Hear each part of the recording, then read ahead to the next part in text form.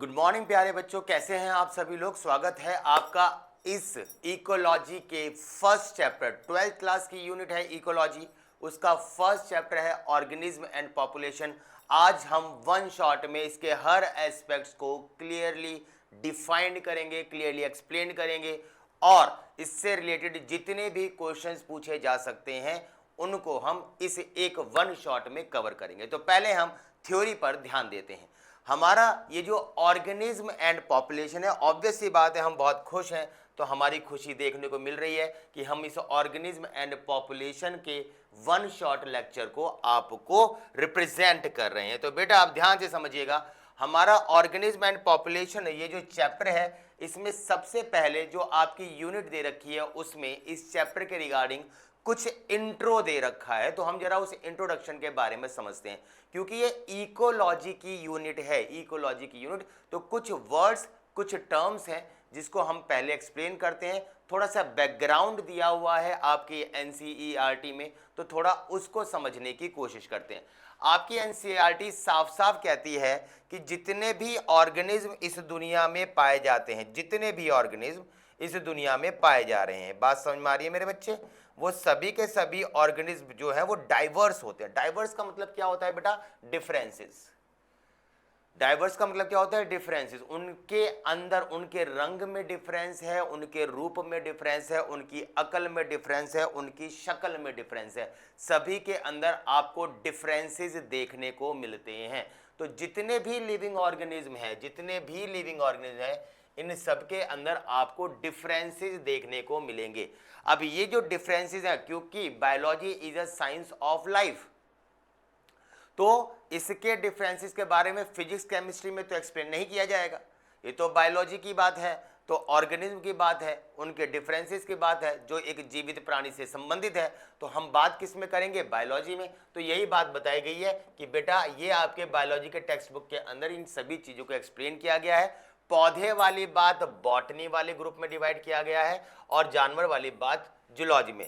पर ऐसा नहीं है कि पौधे और जानवर में ही डिफरेंसेस पाए जाते हैं, और ऐसा भी नहीं है इस दुनिया में सिर्फ पौधे या जानवर पाए जाते हैं। इसके अंदर पौधे और जानवर के अलावा कुछ माइक्रो ऑर्गेनिज्म भी हैं। इसमें बैक्टीरियाज भी पाए जाते हैं, प्रोटिस्टा भी आते हैं, आपके इसके अंदर वायरसेस भी आते हैं, वायरॉन्स भी आते हैं, प्रायंस भी आते हैं, वायरॉइड्स भी आते हैं, सब चीज़ें हैं इसके अंदर। तो उन सभी माइक्रो ऑर्गेनिज्म के बारे में भी हम बायोलॉजी में ही पढ़ेंगे, क्योंकि इन सब में डिफरेंसेस देखने को मिलते हैं। मेरी बात समझ में आ रही है बेटा? चीज़ें क्लियर है? मैं अभी इकोलॉजी यूनिट का जो डिफरेंस, जो पहला आपका जो पेज है आपका इकोलॉजी यूनिट का, उसमें जो भी आपके डिफरेंसेस को लेके जो भी पॉइंट आउट किया गया है उसके वो चीज़ें मैं एक्सप्लेन कर रहा हूँ।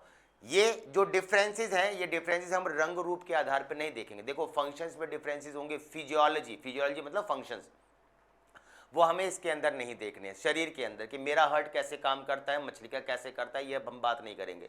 हम इसमें स्ट्रक्चर को लेके बात नहीं कर रहे हैं। हम इसमें स्ट्रक्चर मतलब एनाटॉमी, उसके रंग रूप को लेके बात नहीं कर रहे हैं, हम उसके फंक्शन को लेके बात नहीं कर रहे हैं। हम बात कर रहे हैं इन्वायरमेंट के अकॉर्डिंग क्या चेंजेस देखने को मिल रहे हैं, गर्मी वाले का असर क्या हो रहा है, सर्दी वाले एरिया में रहने वाले का असर क्या हो रहा है, ऐसे अलग अलग ऑर्गेनिज्म के क्या क्या हमें असर देखने को मिलते हैं इन्वायरमेंट के अकॉर्डिंग, वो हमारी इस यूनिट का कंसेप्ट है। तो उसी के रिगार्डिंग हम बात करें तो हमारी जो यूनिट है बेटा, वो यूनिट का नाम है आपका इकोलॉजी। तो हम इकोलॉजी के अंदर ये सब बातें एक्सप्लेन करने की कोशिश करेंगे कि कोई भी एक ऑर्गेनिज्म, जब वो ऑर्गेनिज्म एक इन्वायरमेंट में रहता है तो उसके रंग रूप जो है उसमें बदलाव, हैबिटेट मतलब लिविंग प्लेस, लिविंग प्लेस के अनुसार उसके अंदर क्या बदलाव आता है। ठंडे इलाके में रहने वाले ऑर्गेनिज्म कैसे बिहेव करते हैं, गर्म इलाके वाले कैसे बिहेव करते हैं, वो अकेले इंडिविजुअल के लेवल पे कैसे काम करते हैं, जब वो ग्रुप बना के पॉपुलेशन बना देते हैं तब कैसे रहते हैं, और जब वो पूरा मिला के कम्युनिटी बना देते हैं तब कैसे रहते हैं। इन सब के बारे में हमारी ये यूनिट है, जिसका पहला चैप्टर आज हम वन शॉट में रिप्रेजेंट करेंगे और आप उसको अच्छे से समझेंगे। बेटा बिल्कुल भी डिले नहीं करना है, जो मैं टॉपिक करा दूं, टॉपिक का मतलब पूरा चैप्टर मैं आप कराऊंगा, आपका सारे चैप्टर्स लेक्चर्स आपको पूरा चैप्टर वन शॉट दूंगा। आपको वो चैप्टर पढ़ना है और उस चैप्टर में बिल्कुल भी डिले नहीं करना और मेरे से क्वेश्चंस पूछने हैं। मैं आपके क्वेश्चंस का कमेंट के थ्रू रिप्लाई करूंगा। आप मुझसे क्वेश्चन पूछेंगे, मैं रिप्लाई करूंगा, क्वेश्चन पूछेंगे, रिप्लाई करेंगे। उसके बाद जब 2-3 हमारे चैप्टर हो जाएंगे फिर मैं एक लाइव सेशन लूंगा, उस लाइव सेशन के अंदर फिर हम चीजें जो हैं जितने भी आपके डिस्कशन है तो वन ऑन वन हम डिस्कशन करते चले जाएंगे, और कोई टॉपिक लाइव सेशन का हो तो वहीं पे क्लियर कर लेंगे।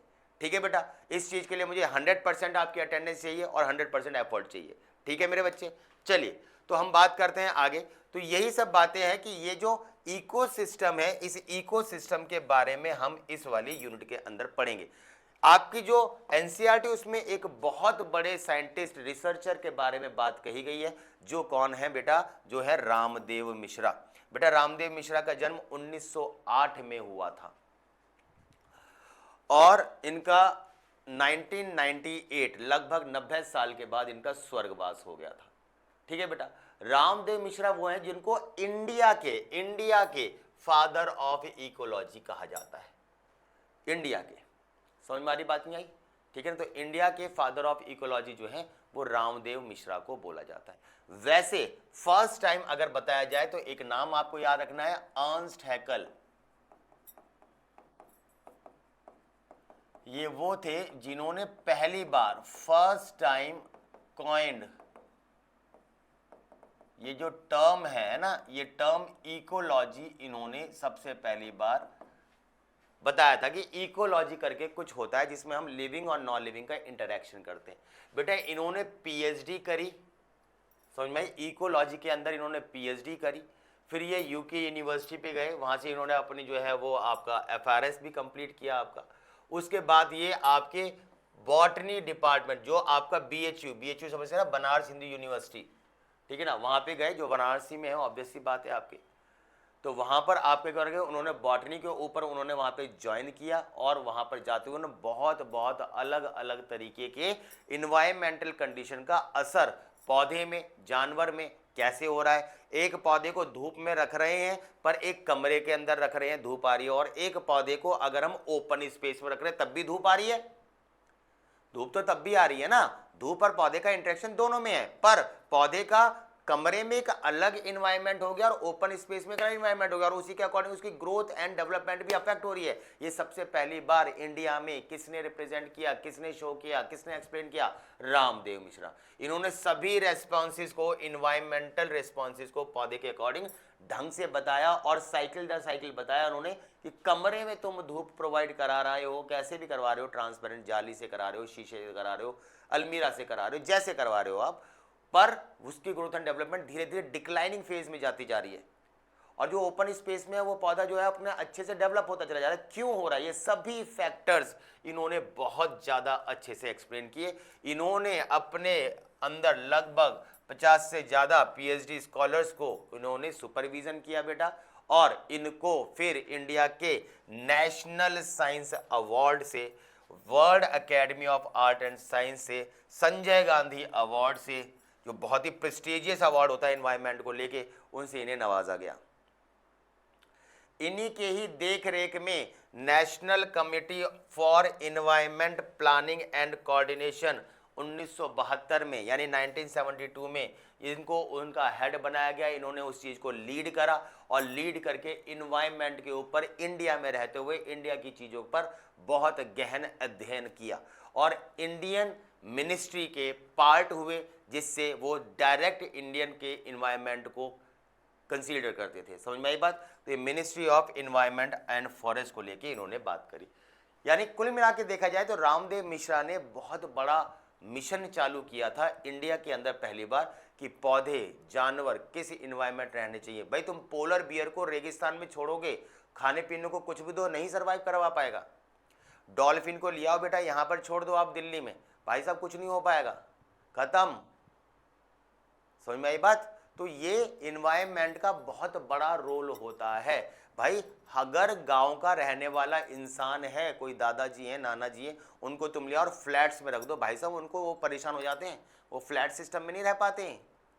वो मुंबई, दिल्ली, मेट्रोपॉलिटन सिटीज़ में, बेंगलोर में नहीं रह पाएंगे, क्योंकि यहाँ पे भैया फ्लैट है, उनको तो भैया बड़े बड़े एरिया में रहने की आदत है ना। जबकि तुम खा रहे हो प्रॉपर, वो गर्मी में वहाँ परेशान है, तुम घर में एसी लगा के दे रहे हो उनको, लेकिन वो फिर भी उनको गर्मी बर्दाश्त, वो गर्मी को चाहेंगे कि मुझे अपने गांव जाना है। वो तुम्हारे उस एसी में नहीं रहेंगे, क्योंकि बॉडी आपका रिस्पॉन्स करती है इन्वायरमेंट के अकॉर्डिंग, और कैसे करती है यही तो हमारी यूनिट है। तो चलिए बेटा स्टार्ट करते हैं हम अपना चैप्टर। ये चैप्टर एक इजी गोइंग चैप्टर है, इसमें कोई बहुत बड़ी बात है नहीं। ये चैप्टर शुरुआत में जो ये कहता है कि हमारे दिमाग में कुछ चीज़ें आती है, ये इन्वायरमेंट में और रहते हुए हम कैसे इन्वायरमेंट के अकॉर्डिंग रिएक्ट करते हैं उसके बारे में ये एक्सप्लेन करता है। ये साफ साफ कहता है कि कोयल है बेटा, वो आवाज निकाल रही है, उसकी आवाज बहुत सुरीली है। तो कोयल की आवाज सुरीली क्यों है भाई? मैं बोल रहा हूं मेरी आवाज सुरीली क्यों नहीं है? मेरी आवाज तुम सुनना पसंद नहीं कर रहे भाई, मेरी आवाज तो इसलिए ऐसी आवाज आ रही है। कोयल की क्यों आ रही है भाई? बात समझ में? कोयल गाती क्यों है? चलो वो बोल रही है, वो कोयल कू कू कू क्यों कर रही है सुबह के टाइम पर? ऐसा क्या हो गया कि कोयल बोल रही है? वो लगातार गाए जा रही है, गाए जा रही है, गाए, शांत क्यों नहीं बैठ रही भाई? तो अब वो गाती है, मोर है, बारिश हो रही है, मोर एकदम वो पंख फैलाने लग जाता है, आवाज निकालने लग जाता है। तो ऐसा क्यों? मौसम के अनुसार बारिश होते ही, जैसे भाई गर्मी हो रही है और तुरंत ही भयंकर बारिश होने लग जाए बढ़िया वाली, हमें क्यों समोसे याद आ रहे हैं? हमें क्यों पकोड़े याद आ रहे हैं? हमें क्यों चाय याद आ रही है? यार बारिश हो रही है, पकोड़े हो जाते, मजा आ जाता। तो ऐसे बहुत सारे सवाल हमारे जहन में उठते हैं। उन सभी सवालों का जवाब है इन्वायरमेंट और ऑर्गेनिज्म का इंटरेक्शन। अलग अलग इन्वायरमेंट के अकॉर्डिंग अलग अलग ऑर्गेनिज्म की बॉडी की डिजायर, बॉडी की डिमांड बढ़ती है, क्योंकि वो उस इन्वायरमेंट को एंजॉय करना चाहते हैं, उस इन्वायरमेंट में रहना चाहते हैं, उस हैबिटेट में यानी इन्वायरमेंट में सस्टेन करना चाहते हैं, और उसमें और ज़्यादा अच्छे तरीके से रहने के लिए बॉडी अलग अलग चेंजेस करती है। उन चेंजेस के बारे में ये चैप्टर है। जैसे कि इसके अंदर साफ साफ वो ये कहता है कि ये जो पैराग्राफ एनसीईआरटी का पहला पैराग्राफ है, इसमें एक बात ये बताई है कि आपके चिड़िया को लेकर, जैसे बोला कि चिड़िया कैसे आपके जो गाना गाती है, चिड़िया गाती क्यों है? सिंपल सी बात, भाई चिड़िया गा क्यों रही है? जैसे मैंने अभी आपको बताया, मोर वाली बात बताई और भी बताई, तो ये बता रही है, ये पैराग्राफ ये कहता है कि हमारे अंदर बदलाव आते हैं क्योंकि हम उस एनवायरनमेंट में रहते हैं जैसे हम जिसमें हम अपने अंदर चेंजेस ला सकते हैं। अगर मैं बहुत ज़्यादा धूप वाले एरिया में रहूँगा तो मेरी स्किन को धूप को सहने के लिए डार्क होना पड़ेगा, मेलेनिन पिगमेंटेशन ज़्यादा होगी। अगर मैं ठंडे इलाके में रहता हूँ तो मेलेनिन कंपेरेटिवली कम निकलेगा, ये बात हम सबको पता है। तो इन्वायरमेंट के अकॉर्डिंग मेरी बॉडी रिएक्ट कर रही है कि नहीं कर रही है? हम बचपन में गांव जाते थे, जब लौट के आते थे कोई भी कह देता भाई इतना काला क्यों हो रहा है, गांव घूम के आया क्या? बात समझ में आ रही है ना? तो ये सब जो इंटरैक्शंस हैं, हम नहीं जाते तो हम उस डार्कनेस वाले स्किन वाले नहीं होते, हम गए इसलिए हुए। तो बॉडी ने चेंज किया ना इन्वायरमेंट के अकॉर्डिंग, एडजस्ट किया। इस एडजस्टमेंट को ही हम इन्वायरमेंट के अकॉर्डिंग सर्वाइव करते हैं, और यही पूरा का पूरा आपका ये पहला पैराग्राफ बताता है। ये बोलता है कि भाई कोयल क्यों आपका चहचहा रही है, गाना क्यों गा रही है? रात को जो फूल खिलते हैं उनमें कलर्स क्यों नहीं होते हैं? रात में क्यों फूल खिलते हैं? जब रात में कोई देखने वाला नहीं है, वो रात में तो सब सो रहे हैं, तो देखने वाला नहीं है तो वो भाई क्यों फूल खिल रहा है? बात समझ में आई कि नहीं आ रही है? तो ऐसे बहुत सारे सवालों के जवाब आपको सिर्फ इकोलॉजी बता सकती है, क्योंकि इकोलॉजी ही ऑर्गेनिज्म और इन्वायरमेंट के इंटरेक्शन को एक्सप्लेन करती है। समझ में आई बेटा? तो ये पैराग्राफ सबको क्लियर हुआ बच्चे? कोई दिक्कत वाली बात तो नहीं ना? तो हम अगर इकोलॉजी देखें तो बेटा इकोलॉजी जो है वो आपके 4 लेवल पर डील करती है। इकोलॉजी के 4 लेवल्स हैं ना। इकोलॉजी में जो भी ऑर्गेनिज्म, पहली बात तो आप समझ ले बेटा, जो इकोलॉजी है उस इकोलॉजी के अंदर 2 चीजें होती हैं, 2 फैक्टर्स आते हैं। एक फैक्टर आता है आपका बायोटिक फैक्टर्स, और एक आता है आपका एबायोटिक फैक्टर। यानी कि एक आपका ये क्या शो करता है, मैंने अभी आपको बताया, इंटरेक्शन शो करता है बिटवीन लिविंग ऑर्गेनिज्म, यानी कि जैसे हम हो गए, और हम कहाँ रह रहे हैं? ठंडे इलाके में, गर्म इलाके में, पानी में, हवा में, धूप में, छाव में, ये सब नॉन लिविंग कंपोनेंट हो गए। तो हम लिविंग और नॉन लिविंग में कैसे रह रहे हैं, क्यों रह रहे हैं, इसके इंटरेक्शन के ऊपर आपका इकोसिस्टम होता है। अब इकोसिस्टम लिविंग और नॉन लिविंग के इंटरेक्शन को बता रहा है, ये बात समझ में आई? अब ये लिविंग कितने लेवल पे है? क्या वो अकेला एक ऑर्गेनिज्म है? मैंने अभी आपको बताया बेटा कि ये 4 लेवल पे डील करेगा। क्या वो अकेला एक ऑर्गेनिज्म है, यानी कि या क्या मैं अकेला मैं ही हूं, सिर्फ मैं अपनी ही स्टडी करना चाहता हूं, या मैं अपने जैसे लोगों का ग्रुप बनाना चाहता हूं। तो पॉपुलेशन क्या हो गया, ये तो ऑर्गेनिज्म क्या हो गया बेटा, हमारा सिंगल यूनिट। जैसे मान लो सिर्फ मैं हूं, मैंने अपने जैसा कई सारे लोग मिला लिए, समझ में आई। अब कई सारे लोग हैं, उनके ग्रुप को हम क्या कहेंगे बेटा, पॉपुलेशन, जो एक ही स्पीशीज से संबंधित हैं, यानी ये क्या हो गए, ग्रुप ऑफ ऑर्गेनिज्म। तो ग्रुप ऑफ ऑर्गेनिज्म को हम क्या कहते हैं बेटा, पॉपुलेशन। अब क्या हुआ बेटा, ये किस में होने चाहिए बेटा, ये होने चाहिए सेम स्पीशीज के। अब मैंने क्या करा, अब मैंने बनाया बेटा कम्युनिटीज। कम्युनिटीज का क्या मतलब हुआ बेटा, कम्युनिटीज का मतलब हो गया ग्रुप ऑफ पॉपुलेशन, यानी अब अलग अलग आपके जो हैं अलग अलग स्पीशीज हैं, इसमें स्पीशीज अब अलग हो गई। एक पॉपुलेशन इंसान की हो गई, एक पॉपुलेशन कुत्ते की हो गई, एक पॉपुलेशन बिल्ली की हो गई, एक पॉपुलेशन घोड़े की हो गई। ये सब एक जगह पे रह रहे हैं, समझ में आई बात। एक गांव है, उस गांव के अंदर इंसान भी रह रहे हैं, कुत्ते भी रह रहे हैं, बिल्ली भी रह रहे हैं, घोड़े भी रह रहे हैं, सब रह रहे हैं। तो वो क्या कहलाएगा, वो कहलाएगी कम्युनिटी। बोलती नहीं कम्युनिटी सेंटर है, कम्युनिटी सेंटर मतलब ये अलग अलग लोगों के लिए अलग अलग वैरायटी के जो लोग हैं, कुछ इस धर्म के, कुछ उस धर्म के, कुछ इस जाति के, कुछ इस जाति के, ये सब मिलकर एक साथ यहाँ पर रहते हैं। और अगर हम डिफरेंट डिफरेंट कम्युनिटीज़ को भी आपस में मिक्स कर देते हैं, एक गांव के सारे लोग जानवर गाय भैंस कुत्ते बिल्ली, फिर दूसरे गांव के सारे लोग गाय भैंस कुत्ते बिल्ली, अब अलग अलग गांव को हम मिला रहे हैं, अलग अलग कम्युनिटीज़ को मिला रहे हैं, तो उसको हम क्या कहेंगे बेटा, बायोम्स। क्या कहेंगे बच्चे, बायोम्स। मुझे लेक्चर देखने के बाद कोई भी डाउट दिखे अगर आपको, तो मुझे कमेंट में आपके क्वेश्चन चाहिए, समझ में आई बात। वन शॉट क्लासेस देता रहूंगा, हर चैप्टर की फटाफट फटाफट हम चीज़ें से बहुत डीपली हर क्वेश्चंस, हर पहलू, हर चीज़ डिस्कशन करेंगे। मुझे आपका अब 100% आपका जो है वो इंटरेक्शन चाहिए बेटा। तो कहानी समझ में आई आपको। तो आपके जितने भी ऑर्गेनिज्म हैं वो 4 लेवल पे डील करते हैं, ऑर्गेनिज्म, पॉपुलेशन, कम्युनिटी, और आपका क्या हो गया बेटा, और हो गया ये आपका बायोम्स। तो ये 4 लेवल पे बेटा ये काम है। क्या होता है इसका मतलब समझ में आ गया, सिंगल यूनिट ऑर्गेनिज्म, उसके जैसा जो ग्रुप है वो पॉपुलेशन, अलग अलग पॉपुलेशन हो गई, एक इसकी स्पीशीज एक इसकी, वो मिलकर हो गया कम्युनिटी, और पूरा एक कम्युनिटी, फिर दूसरा कम्युनिटी, फिर तीसरा चौथा, सब मिलकर क्या हो गए बेटा, बायोम्स। तो यहां तक कहानी सबको समझ में आ गई मेरे बच्चे, कोई दिक्कत वाली बात तो नहीं है ना, चीजें क्लियर है बेटा। चलिए अब ये आपका एनसीईआरटी का ये पेज है, ये एनसीईआरटी का पेज क्या कहता है, इस एनसीईआरटी के पेज को हम जरा समझें तो ये 2-4 बातें कहता है अलग अलग, समझ में आई बात। जरा अब हम इसको समझते हैं ये कहना क्या चाह रहा है एक्चुअल में। तो पहले मैं कुछ चीजें एक्सप्लेन कर दूंगा आपको। क्या बेटा, सबसे पहले वर्ड आता है पॉपुलेशन। बेटा पॉपुलेशन क्या है, मैंने अभी अभी बताया आपको कि number of organism of same species present in an area. समझ में आई बात। इसको हमने क्या बोल दिया, ये क्या कहलाएगा बेटा आपका, ये कहलाएगा आपका पॉपुलेशन। ठीक है, एक आपका कोई पूरा एरिया है, ये पूरा एरिया है, इस एरिया में एक ही जाति के देखने हैं, पॉपुलेशन मतलब एक जाति। अगर आप इंसान देख रहे हो तो आप सिर्फ इंसान को देखोगे, अगर आप गाय देख रहे हो तो आप सिर्फ गाय देखोगे, अगर आप भैंस देख रहे हो तो सिर्फ भैंस देखोगे। सिर्फ एक ही प्रकार के आपके ऑर्गेनिज्म होने चाहिए, वो कहलाता है आपका पॉपुलेशन। तो ये कहलाएगा आपका पॉपुलेशन। फिर बेटा एक वर्ड आता है जिसको हम बोलते हैं क्या, पॉपुलेशन डेंसिटी।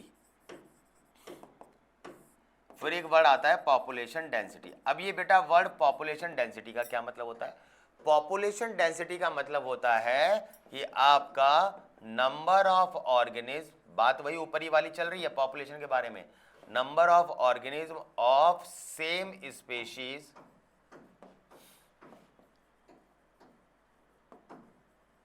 प्रेजेंट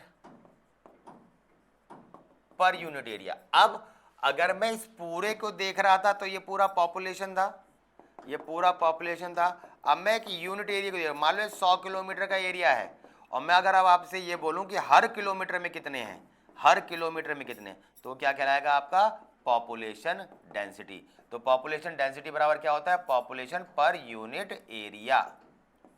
तो पॉपुलेशन डेंसिटी समझ में आ गया बेटा क्या होता है, पॉपुलेशन डेंसिटी का मतलब होता है पॉपुलेशन यूनिट एरिया में, हर यूनिट एरिया में, हर किलोमीटर में कितने लोग रह रहे हैं, टोटल एरिया में कितने हैं वो पॉपुलेशन, टोटल एरिया के हर यूनिट में कितने हैं वो पॉपुलेशन डेंसिटी। सबको समझ में आ रहा है मेरे बच्चे, कोई दिक्कत वाली बात तो नहीं ना, ठीक है बेटा। अब हम बात करते हैं आगे, चलिए आगे समझाने की कोशिश करते हैं आपके। तो खेल क्या है आपका, फिर एक और वर्ड आता है, एक और वर्ड आता है जिसको हम बोलते हैं बेटा डेमोग्राफी। देखो दो वर्ड हैं, दो वर्ड है, थोड़ा सा दोनों में डिफरेंस समझने की कोशिश करिएगा, ठीक है ना। एक वर्ड है बेटा डेमोग्राफी और एक वर्ड है बेटा सेंसस। डेमोग्राफी क्या है बेटा, डेमोग्राफी है आपका स्टडी ऑफ पॉपुलेशन। बेटा ध्यान से समझना, डेमोग्राफी का मतलब होता है study of population. Study of population का क्या मतलब हो गया कि भाई मैं एक जगह के लोगों के बारे में स्टडी कर रहा हूं, और क्या स्टडी कर रहा हूं, मैं स्टडी कर रहा हूं उनकी वैरायटीज के बारे में। मैं ये स्टडी कर रहा हूं यहाँ पे गरीब कितने हैं, अमीर कितने हैं, पढ़े लिखे कितने हैं, गाड़ी वाले कितने हैं, रिक्शे वाले कितने हैं, दिन में ड्यूटी करने वाले कितने हैं, कितने नहीं, वैरायटीज, कि यहाँ पर गरीब हैं, अमीर हैं, आपके जवान हैं, बूढ़े हैं, लड़के भी हैं, लड़कियां भी हैं, दिन में ड्यूटी करने वाले भी हैं, रात में ड्यूटी करने वाले भी हैं। ये मैं वैरायटीज की स्टडी कर रहा हूं, यानी मैं यहाँ पर वैरायटीज की स्टडी करता हूं। और यही चीज अगर मैं सेंसस की बात करता हूं तो सेंसस क्या होता है, सेंसस होता है बेटा काउंटिंग ऑफ पीपल, यानी कि पॉपुलेशन। यानी मैं यहां पर क्वांटिटी की स्टडी करता हूं, जो यहां पर किसकी हो रही थी बेटा, क्वालिटी की स्टडी। गरीब कितने हैं, अमीर, गरीब हैं, अमीर है, बूढ़े हैं, जवान है, दिन में ड्यूटी करने वाले, रात में ड्यूटी करने वाले, रिक्शे वाले, कार वाले, वैरायटीज हो गई। गरीब कितने हैं, अमीर कितने हैं, दिन में ड्यूटी करने वाले कितने हैं, लड़के कितने हैं, लड़कियां कितनी हैं, रिक्शे वाले कितने हैं, कार वाले कितने हैं, वो सब क्या हो गई, वो हो गई आपकी सेंसस। सेंसस हमेशा 10 साल बाद रिपीट होता है, जबकि इसके अंदर ऐसा कोई भी नो फिक्स टाइम, जब आपको जरूरत हो तब आप इसकी स्टडी कर सकते हो। वो हर साल भी कर सकते हो, ये 50 साल बाद भी कर सकते हो, जब आपको जरूरत हो। सेंसस एक ऑथेंटिक टाइम है, अभी होना था कोरोना के टाइम पर, सही ना, पर अब कोरोना के टाइम पर ये एक बहुत बड़ा प्रोजेक्ट होता है। अब कोरोना के टाइम पे तो वैसे इंटरेक्शन खत्म था, इसलिए फिर इस वाले में 2021 में नहीं कराया गया था। समझ में आई बात, ठीक है बेटा। तो सबको ये कहानी समझ में आई। तो ये आपका पूरा का पूरा ये पैराग्राफ बताता है पॉपुलेशन के बारे में, डेंसिटी के बारे में, बर्थ रेट के बारे में, डेथ रेट के बारे में। जैसे आपका ये पैराग्राफ एक बात कहता है, देखो समझो क्या कह रहा है, जरा समझना ध्यान से बेटा। ये कह रहा है कि एक तालाब है ना, ये बर्थ रेट के बारे में बात करता है और ये डेथ रेट के बारे में बात करता है। बर्थ रेट मतलब इन शॉर्ट कि भाई कितने एक यूनिट टाइम में कितने लोग पैदा हो रहे हैं और कितने लोग मर रहे हैं, वो कहलाएगा आपका डेथ रेट। तो बर्थ रेट और डेथ रेट के लिए उसने क्या एग्जांपल दिया, उसने बोला एक तालाब है। देखो एनसीईआरटी क्या कहती है, एक तालाब है, उसके अंदर 20 कमल के पौधे थे लास्ट ईयर। अब क्या हुआ, उसके अंदर हुआ ये कि 8 नए पौधे बन गए, तो अब टोटल पौधे कितने हो गए, 20 हो गए, पहले के 8 हो गए, अब के तो ये हो गए 28। तो बेटा बर्थ रेट बताओ। तो एनसीईआरटी क्या कहती है, देखो एनसीईआरटी क्या कहती है कि जो आपका प्रीवियस ईयर में था वो नंबर ऑफ इंडिविजुअल जो लास्ट ईयर थे उसको क्या कर दिया, जो नए पैदा हुआ उसमें करा, तो आपका 0.4 आंसर आ गया। यानी पर ईयर जो बर्थ रेट है वो आपका 0.4 है जो आपका हो रहा है। फिर इसने ये बोला कि भाई 40 फ्रूट फ्लाइज थी, उनमें से बेटा हुआ क्या कि 4 जो है वो आपकी मर गई। ये जो आपकी थी वो 40 जो थी वो आपकी, उसमें से 4 मर गई। पिछले साल कितनी थी आपकी 40, लास्ट ईयर कितनी थी 40, मर कितनी गई 4, तो कितना आंसर आ गया 0.1। तो फ्रूट फ्लाई कितनी हो रही है बेटा, ये आपकी इस तरीके से यूनिट टाइम में मर रही है।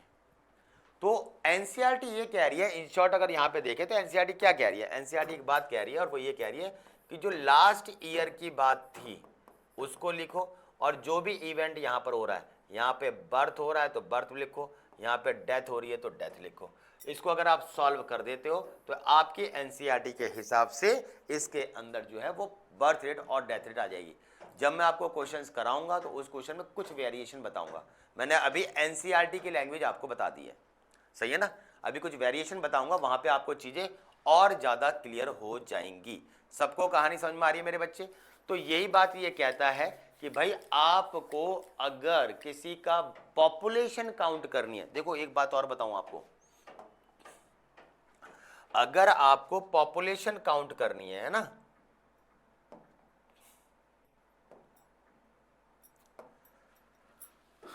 तो मैं आपको एक बात बताऊं, देखो अलग अलग लोगों की बात करते हैं, एक कुछ सिंपल बात करें अगर, तो पॉपुलेशन अगर हमें फाइंड आउट करनी है, मान लो हमें इंसान की फाइंड आउट करनी है, मानते हो ना आप बात को, मान लीजिए मुझे इंसान की करनी है, तो उस केस में मैं क्या करूंगा, मैं सिंपल काउंटिंग करूंगा, ऑब्वियस सी बात है, समझ में आई बात है ना। डोर टू डोर जाऊंगा और मैं अकेले नहीं, मेरी पूरी यूनिट होगी जिसको हम एक प्रोग्राम चालू करेंगे और उस प्रोग्राम के थ्रू सेंसस में जन की गणना हम करेंगे, जन की गणना। अच्छा, अगर आपसे ये बोला जाए कि मुझे एक बड़ा सा जंगल है, उस जंगल में मुझे टाइगर्स की काउंटिंग करनी है, टाइगर्स की, अब कैसे करोगे टाइगर्स की काउंटिंग? अब ये नहीं आप करोगे, जंगल में जा रहे हो, घूम रहे हो, एक शेर दिख गया काउंट नंबर 1, फिर एक दूसरा दिख गया नंबर 2, नंबर 3, क्यों नहीं ऐसे कर सकते बेटा? इसलिए नहीं कर सकते कि इंसान का एक फिक्स स्पॉट है भाई, दिन में कहीं भी जाएगा, रात में घर पे ही तो आएगा, तो उसको पक्का पता है ये घर मेरा है, उसके आधार कार्ड पे उस घर का नंबर लिखा हुआ है, हम फिक्स है, वो नाम कहीं और नहीं लिखा हुआ है, तो हमारे पास फिक्स है कि इस घर में इतने आधार कार्ड, इस घर में इतने आधार कार्ड, इस घर में इतने आधार कार्ड, उस हिसाब से हम काउंटिंग कर रहे हैं। भाई शेर तो इधर पाया गया, जरूरी थोड़ा वो तो उसका पूरा जंगल उसका है, वो यहाँ भी सो सकता है, वहाँ भी सो सकता है, यहाँ भी रह सकता है, वहाँ भी रह सकता है। तो दिन में जब तुम काउंट, रात में तो जंगल में जाओगे नहीं, दिन में जब तुम काउंटिंग कर रहे हो, जो तुमने शेर अभी देखा, हो सकता है वो शेर घूम फिर के फिर से दूसरी जगह पहुंच गया हो, तो तुम्हें क्या लगेगा कि ये अलग शेर है और ये अलग शेर है, तो काउंटिंग में गड़बड़ हो गई कि नहीं होगी? मानते हो गड़बड़ हुई कि नहीं हुई? हो गई ना। तो अब आप कैसे पहचानो? अब तुम ये तो पूछो नहीं, हाँ भाई शेर भाई तुम वही वाले हो, इतने में तो तुम खत्म। कोई पहचान तो ऐसा है नहीं, सारे शेर एक जैसे दिखेंगे, कोई बहुत मोटा है, बहुत पतला है, तो देख के डिफरेंस बता दोगे, पर नॉर्मली वैसे तो डिफरेंस नहीं बता पाओगे ना। तो ऐसे में आप क्या करते हो बेटा, उसके जो फीट के जो आपके प्रिंट्स होते हैं ना, पैरों के निशान, एक तो वो आप काउंट करने की कोशिश करते हो। दूसरी बात बेटा फीकल मैटर, ये जो आपके पैलेट्स, ये फीसिस के जो उसके स्पॉट्स होते हैं, हम उसको बोलते हैं बेटा। क्या होता है, एक शेर का अपना एरिया है, उस एरिया में उसे पता होता है कि मुझे यहाँ पर फीसिस, कहीं पर भी नहीं करता है शेर, कहीं पर भी शेर फीसिस नहीं करता है, एक स्पॉट है, उसके अंदर कोई दूसरा शेर नहीं आ सकता, फीसिस करने तो कतई नहीं आ सकता, शिकार के लिए आ सकता है, पर आएगा तो और शेर को पता लगे तो ये दोनों लड़ेंगे, फीसिस के लिए तो कतई एक शेर अपने एरिया में किसी दूसरे को अलाउ कर ही नहीं सकता गलती से भी। समझ में आई बात? तो आपका जो फीसिस हैं, वो फीसिस को आपको काउंट करना, आपको दिया एक यहाँ, एक यहाँ, एक यहाँ, एक यहाँ, अलग अलग स्पॉट पे, उससे हमें बहुत ईजी हो जाता है किसी भी शेर को काउंट करना। समझ में आई बात नहीं? दूसरा, मान लो अगर मछली है, मछली की हमें पॉपुलेशन निकालनी हो तो हम कैसे करेंगे? अगर हमें मछलियों की या किसी एक्वाटिक ऑर्गेनिज्म की निकालनी तो कैसे करेंगे? देखो सबके अलग अलग तरीके हैं। इसका अलग तरीका क्या हो जाता है कि आपने ये तालाब लिया, आप इस तालाब में, क्योंकि मछली तो कभी इधर है, कभी इधर है, कभी इधर है, कभी इधर है, कभी इधर है, भाई वो तो एक जगह रुकी थोड़ी ना रहेगी, वो तो एकदम यूं भाग जाएगी इधर उधर। तो आप क्या करो, एक स्पॉट सा बना दो, इस स्पॉट्स की आप जो है वो आप काउंटिंग कर लो, मान लो इसके अंदर 10 निकली और आपको पता लग गया कितने स्पॉट बनेंगे, इस तरीके से आपके 1 2 3 4 5 6 7 8 बनेंगे, तो मल्टीप्लाई बाय 8 करके 80 आ जाएगा। ये एग्जैक्ट नहीं होगा, क्योंकि कोई जरूर जो ना, हो सकता है एक जगह पे ज्यादा हो, एक जगह पे कम हो, पर एक रफ आइडिया मिल जाता है कि अप्रोक्सीमेटली इतने ही होंगे। बात समझ में आ रही है ना? तो इस तरीके से मछलियों, सबके पॉपुलेशन को काउंट करने का एक अलग अलग तरीका होता है। तो मैंने अभी आपको फिलहाल 2-3 तरीके बताए आपको। चीजें क्लियर है बेटा? यहां तक कोई कंफ्यूजन वाली बात तो नहीं ना? चलिए आगे हम आते हैं। अब हम बात करते हैं पॉपुलेशन को लेके। पॉपुलेशन को लेके अगर हम बात करते हैं तो देखो एक बात क्या है, ये आपके ये ग्राफ दे रखा है, ये ग्राफ आपकी बुक में दे रखा है, और ये ग्राफ क्या कहता है, ये ग्राफ ये कहता है कि मुझे अभी प्रेजेंट की पॉपुलेशन के बारे में आइडिया है, मुझे अभी प्रेजेंट पॉपुलेशन पता है, मुझे अभी प्रेजेंट पॉपुलेशन पता है, ये मुझे पता है कि आज के टाइम पर कितनी है। भाई मुझे भविष्य में क्या होने वाला है ये नहीं पता, भविष्य में वो पॉपुलेशन बढ़ने वाली है, वो पॉपुलेशन घटने वाली है, मुझे ये नहीं पता। बात समझ में आ रही ना? तो अब इस चीज को मैं कैसे जज करूं? तो देखो एक आइडिया है, बच्चे पैदा करने में जवान और बच्चों का ही, पॉपुलेशन को बढ़ाने या घटाने में जवान और बच्चों का रोल है, बूढ़ों का कोई रोल नहीं है। पहली बात तो ये समझ लो, बूढ़े तो कुछ दिन का मेहमान है, उसके बाद ये खत्म। मतलब मुझे ऐसे नहीं बोलना चाहिए, पर नेचर के हिसाब से बोलूं तो भाई ये खत्म ही तो होंगे, हट जाएंगे ये। प्रेजेंट टाइम पर जवान जो है वो बच्चे पैदा कर रहा है, और भविष्य में जब ये बच्चे बड़े हो जाएंगे तो ये बच्चे पैदा करेंगे। तो प्रेजेंट का फ्यूचर से कंपेयर करके ही आप पता लगा सकते हो कि भविष्य में होने वाला क्या है। उस चीज के लिए हमें 3 लेवल पर काम करना पड़ता है। हमें देखना पड़ता है बेटा प्री रिप्रोडक्टिव एज कितनी है। प्री रिप्रोडक्टिव का मतलब क्या होता है बेटा? बच्चे, जो भी रिप्रोडक्शन से पहले वाली एज चल रही है। दूसरा आता है आपका रिप्रोडक्टिव एज कितनी है, जो आपका यंग वंस को हम, यंग वंस नहीं, जो यंग हैं आपके एडल्ट्स हैं, बेसिकली यंग ना क्या के एडल्ट्स क्या हैं। और आपकी पोस्ट, यानी जो बच्चे पैदा कर चुके हैं, पोस्ट रिप्रोडक्टिव एज में कितने हैं आपके, यानी कि आपके ओल्ड पर्सन कितने हैं। समझ में आई बात? ये कितने हैं। तो अगर हम इसको कंपेयर करते हैं तो हमें साफ साफ नजर आता है कि हमारे पास 3 तरीके के ग्राफ नजर आते हैं। आप देखिए ध्यान से, ये जो ग्राफ है बेटा इसको बोलते हैं ट्रायंगल ग्राफ। इसमें देखो प्री रिप्रोडक्टिव बच्चे वाले ज्यादा हैं, जवान आपके जो है वो आपके उससे कम है, और बूढ़े बहुत कम है। जो ये अगर आज के टाइम पर ये 10 हैं और ये आपके 20 हैं, तो भविष्य में ये 20 हो जाएंगे और ये 40 होंगे। यानी ये जो ट्रायंगल है, ये ट्रायंगल क्या कहता है कि आपके भविष्य में पॉपुलेशन एक्सपेंड करने वाली है, यानी बढ़ने वाली है। समझ में आ गया? यहां पे देखो आप, जितने बच्चे हैं उतने ही आपके लगभग जवान हैं। अगर ये 10 हैं तो ये भी 10 हैं, तो भविष्य में जब ये 10 होंगे तो उनके बच्चे भी 10 होंगे। तो एक प्रकार के क्या हो गए? Stable population. स्टेबल पॉपुलेशन जिसको हम क्या कहते हैं, जिसको हम बेल शेप भी बोलते हैं, ध्यान रखना। और ये जो स्टेबल पॉपुलेशन है ना बेटा, ये जो स्टेबल है पॉपुलेशन, ध्यान रखें, इस स्टेबल पॉपुलेशन को ही जीरो पॉपुलेशन ग्रोथ पिरामिड भी कहते हैं। समझे आप? जीरो पॉपुलेशन ग्रोथ स्टेबल वाले को, कि इसमें कोई ग्रोथ नहीं हो रही है, जितनी चल रही थी बेटा वही कहानी चल रही है। और तीसरा होता है बेटा आपका डिक्लाइनिंग। आपके आज के टाइम पर 10 हैं और ये रह गए 5, तो जब ये 5 रहेंगे, ये रहेंगे 2, आने वाले भविष्य में बच्चे कम होते चले जाएंगे, तो पॉपुलेशन कैसी हो रही है बेटा? डिक्लाइनिंग। और ये कौन सी शेप को दिखाती है? Earn shape. सोराई टाइप की होती है ना, ऐसे इस तरीके से ऊपर नीचे ऐसे कम से, मटका, कलश, कलश मान लो बेसिकली ना, कलश, उस शेप की। तो सबको समझ में आई बेटा? मैं पॉपुलेशन के बारे में आपको बता चुका हूं, पॉपुलेशन डेंसिटी के बारे में बता चुका हूं, और आपको ये बता रहा हूं कि हमें अगर भविष्य में ये जानना है कि पॉपुलेशन बढ़ने वाली है या पॉपुलेशन घटने वाली है, तो ऑब्वियस सी बात, हम डेंसिटी पता कर लें, हम नंबर्स पता कर लें।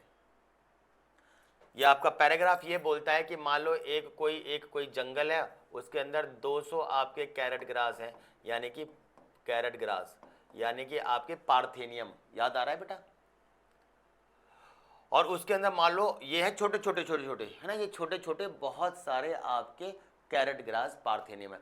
और एक उसके अंदर बहुत बड़ा बरगद का पेड़ है, एक उसके अंदर बहुत बड़ा बरगद का पेड़ है, बैनियन ट्री है।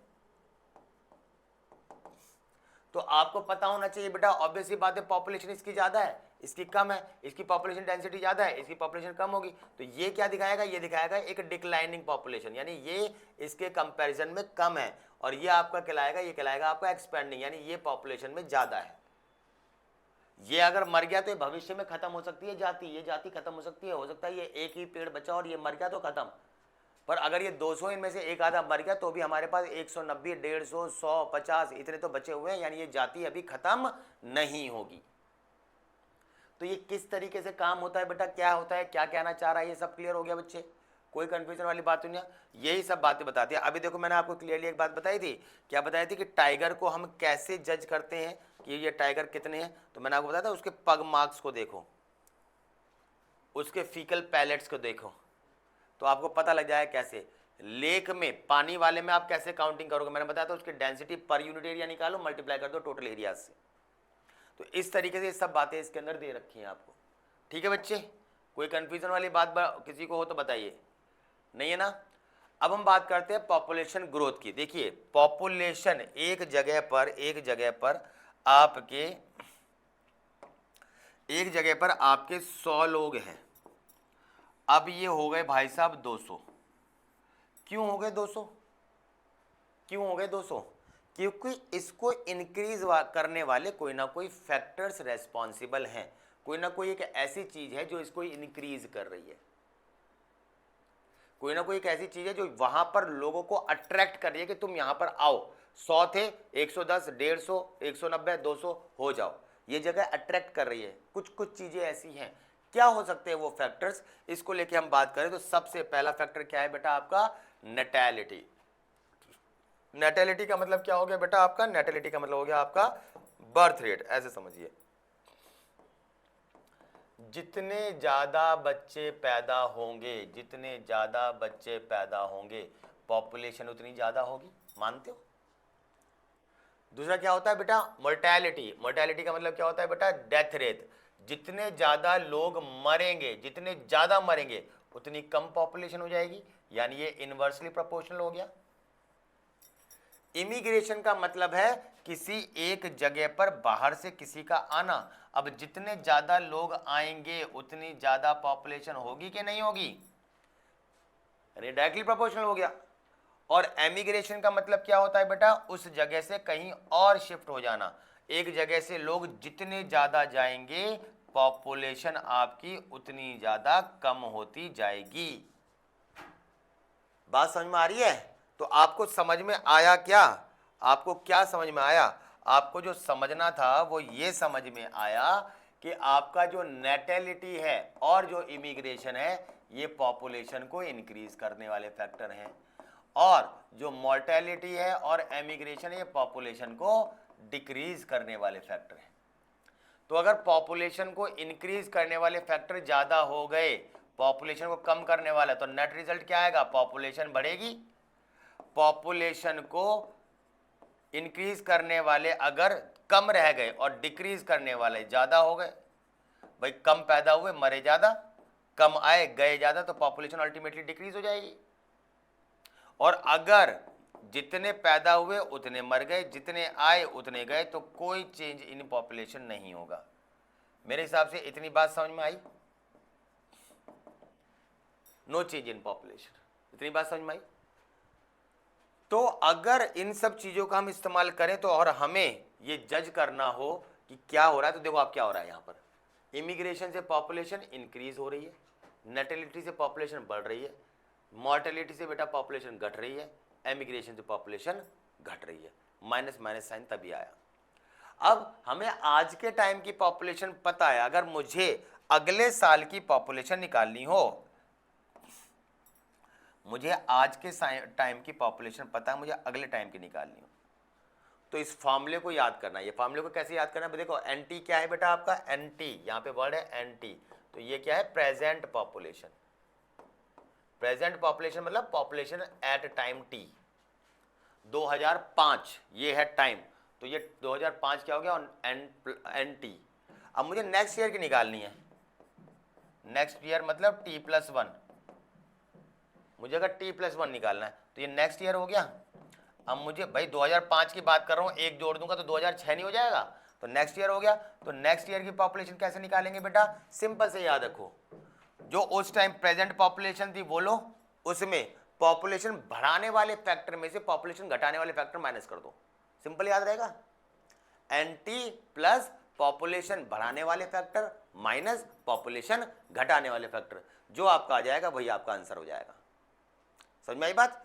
जैसे कि अगर मान लीजिए हम एक क्वेश्चन ले लेते हैं सिंपल सा, कि 2006 की बात कर रहा हूं, 2006 में जो प्रेजेंट पॉपुलेशन थी वो थी बेटा 100 लोगों की। जो उसमें पैदा हुए वो उस साल में हुए 10 पैदा, जो मरे वो मरे 4। उस गांव के अंदर 20 लोग आए और 10 लोग वहां से चले गए। उस पूरे साल में ये हुआ। तो बताओ 2007 में कितनी पॉपुलेशन हो जाएगी? तो फॉर्मूला क्या हो गया आपका? प्रेजेंट पॉपुलेशन प्लस पॉपुलेशन बढ़ाने वाले फैक्टर। बढ़ाने वाले फैक्टर क्या है? बर्थ रेट और इमिग्रेशन में से घटाने वाले फैक्टर माइनस कर दो, यानी डेथ रेट और इमिग्रेशन। तो ये कितना हो जाएगा बेटा? 100 प्लस पॉपुलेशन बढ़ाने वाले फैक्टर क्या क्या हो गए? 10 प्लस 20 माइनस घटाने वाले क्या हो गए आपके? ये मरे है ना, ये मोर्टेलिटी है। तो ये क्या हुआ? 4 प्लस 10। तो ये कितने हो गए बेटा? 100 प्लस 30 माइनस 14। तो ये 100 प्लस 16 यानी नेक्स्ट ईयर कितने हो जाएंगे बेटा? 116। समझ में आया कैसे काउंट करते हैं बेटा? बहुत बढ़िया मेरे बच्चे, बहुत सही। चलिए, अब ये पॉपुलेशन को अफेक्ट करने वाले फैक्टर्स थे, ठीक है ना। अब पॉपुलेशन हमारे टाइम पर है, एक जगह पर है। अब वो पॉपुलेशन बढ़ रही है, तो किस हिसाब से बढ़ेगी? उनका ग्रोथ किन चीजों पर कैसे डिपेंड कर रहा है, वो हमने बात करी कि इमिग्रेशन, एमिग्रेशन, पर उनका पैटर्न क्या होगा बढ़ने का? तो बेटा ध्यान रखें, हमेशा पॉपुलेशन दो ही पैटर्न में बढ़ती है। पॉपुलेशन ऑलवेज एंड ऑलवेज दो ही पैटर्न में बढ़ेगी बेटा, सही ना। एक होती है आपकी एक्सपोनेंशियल ग्रोथ। एक्सपोनेंशियल ग्रोथ कब होती है बेटा? जब आपके पास रिसोर्सेज जो होते हैं वो कितने होंगे? अनलिमिटेड। अनलिमिटेड,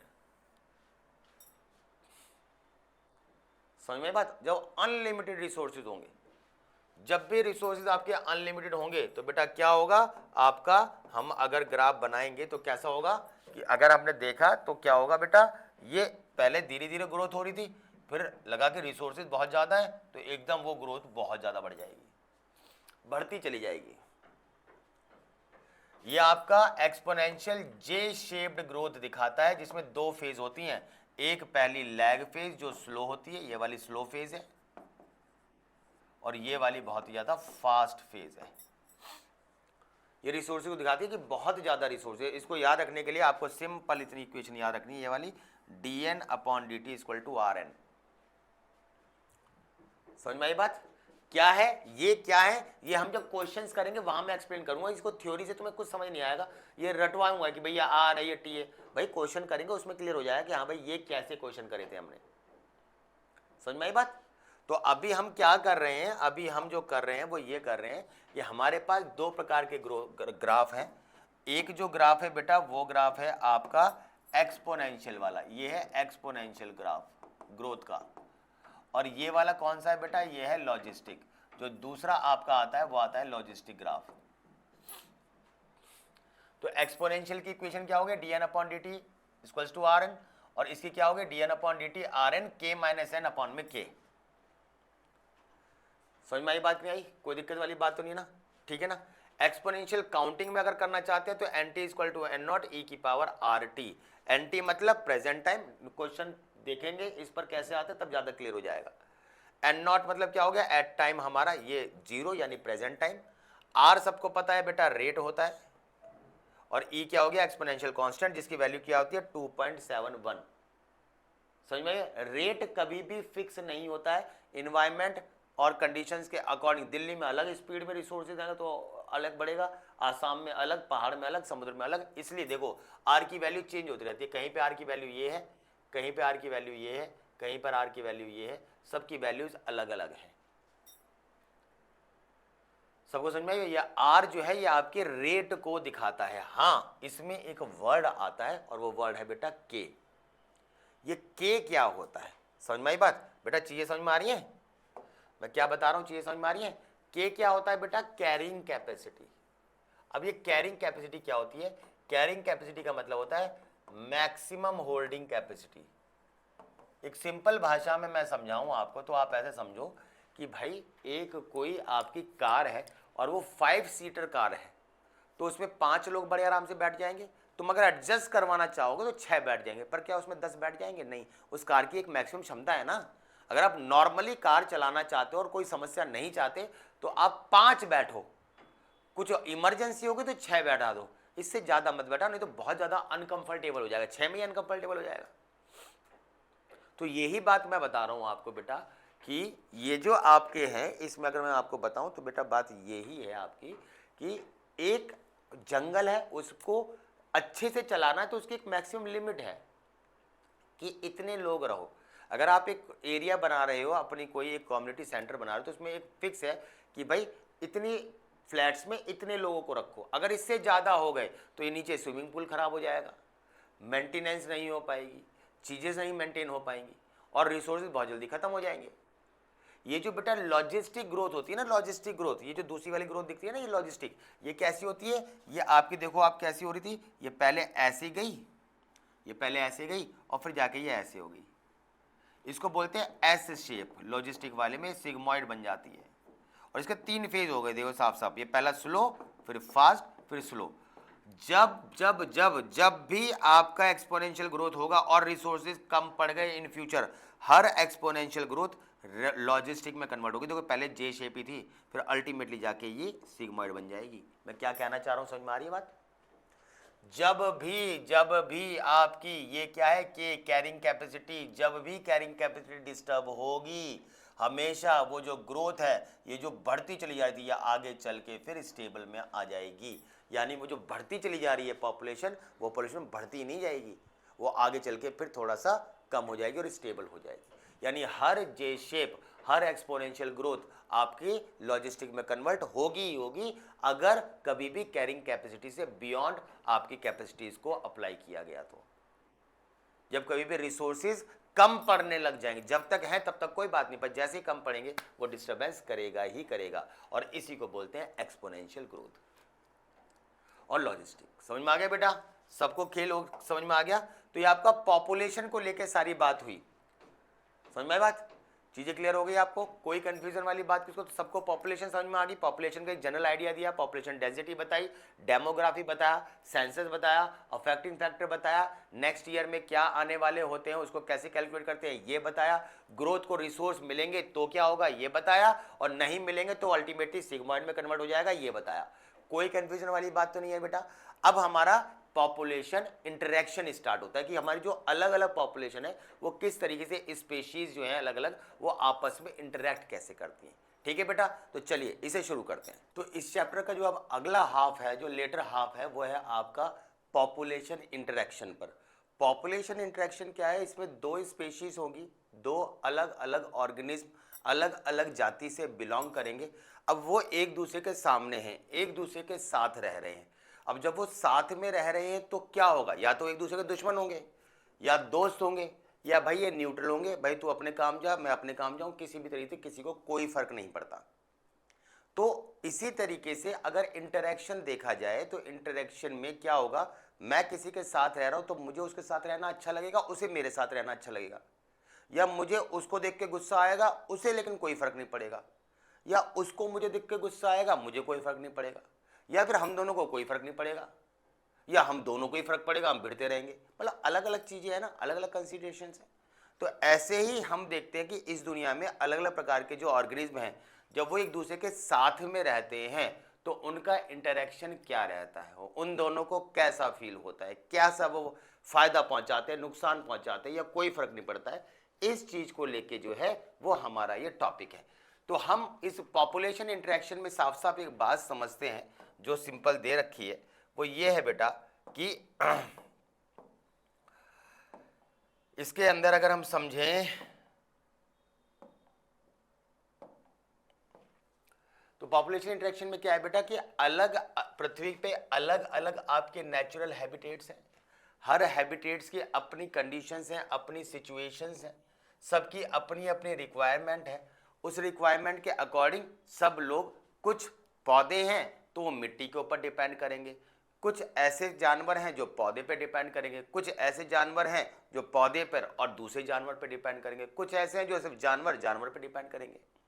तो ऐसे ही सबकी अलग अलग डिमांड्स हैं। उन अलग अलग डिमांड्स को देखने के लिए हमारे पास इंटरेक्शंस हैं, सही है ना। तो ये इसमें कुछ एक थ्योरी सी नॉर्मल दे रखी है कि पौधे मिनरल्स के लिए मिट्टी पे डिपेंड करेंगे, जो आपके इंसेक्ट्स है पॉलिनेशन के लिए फूल पे डिपेंड करेंगे, फर्टिलाइजेशन पॉलिनेशन पर डिपेंड करेगा। तो ऐसे कुछ थ्योरी से दे रखी है। तो इसमें हम क्या देखेंगे, हम इसमें 3 सिंबल्स देखेंगे, एक सिंबल प्लस का, एक सिंबल माइनस का, एक सिंबल जीरो।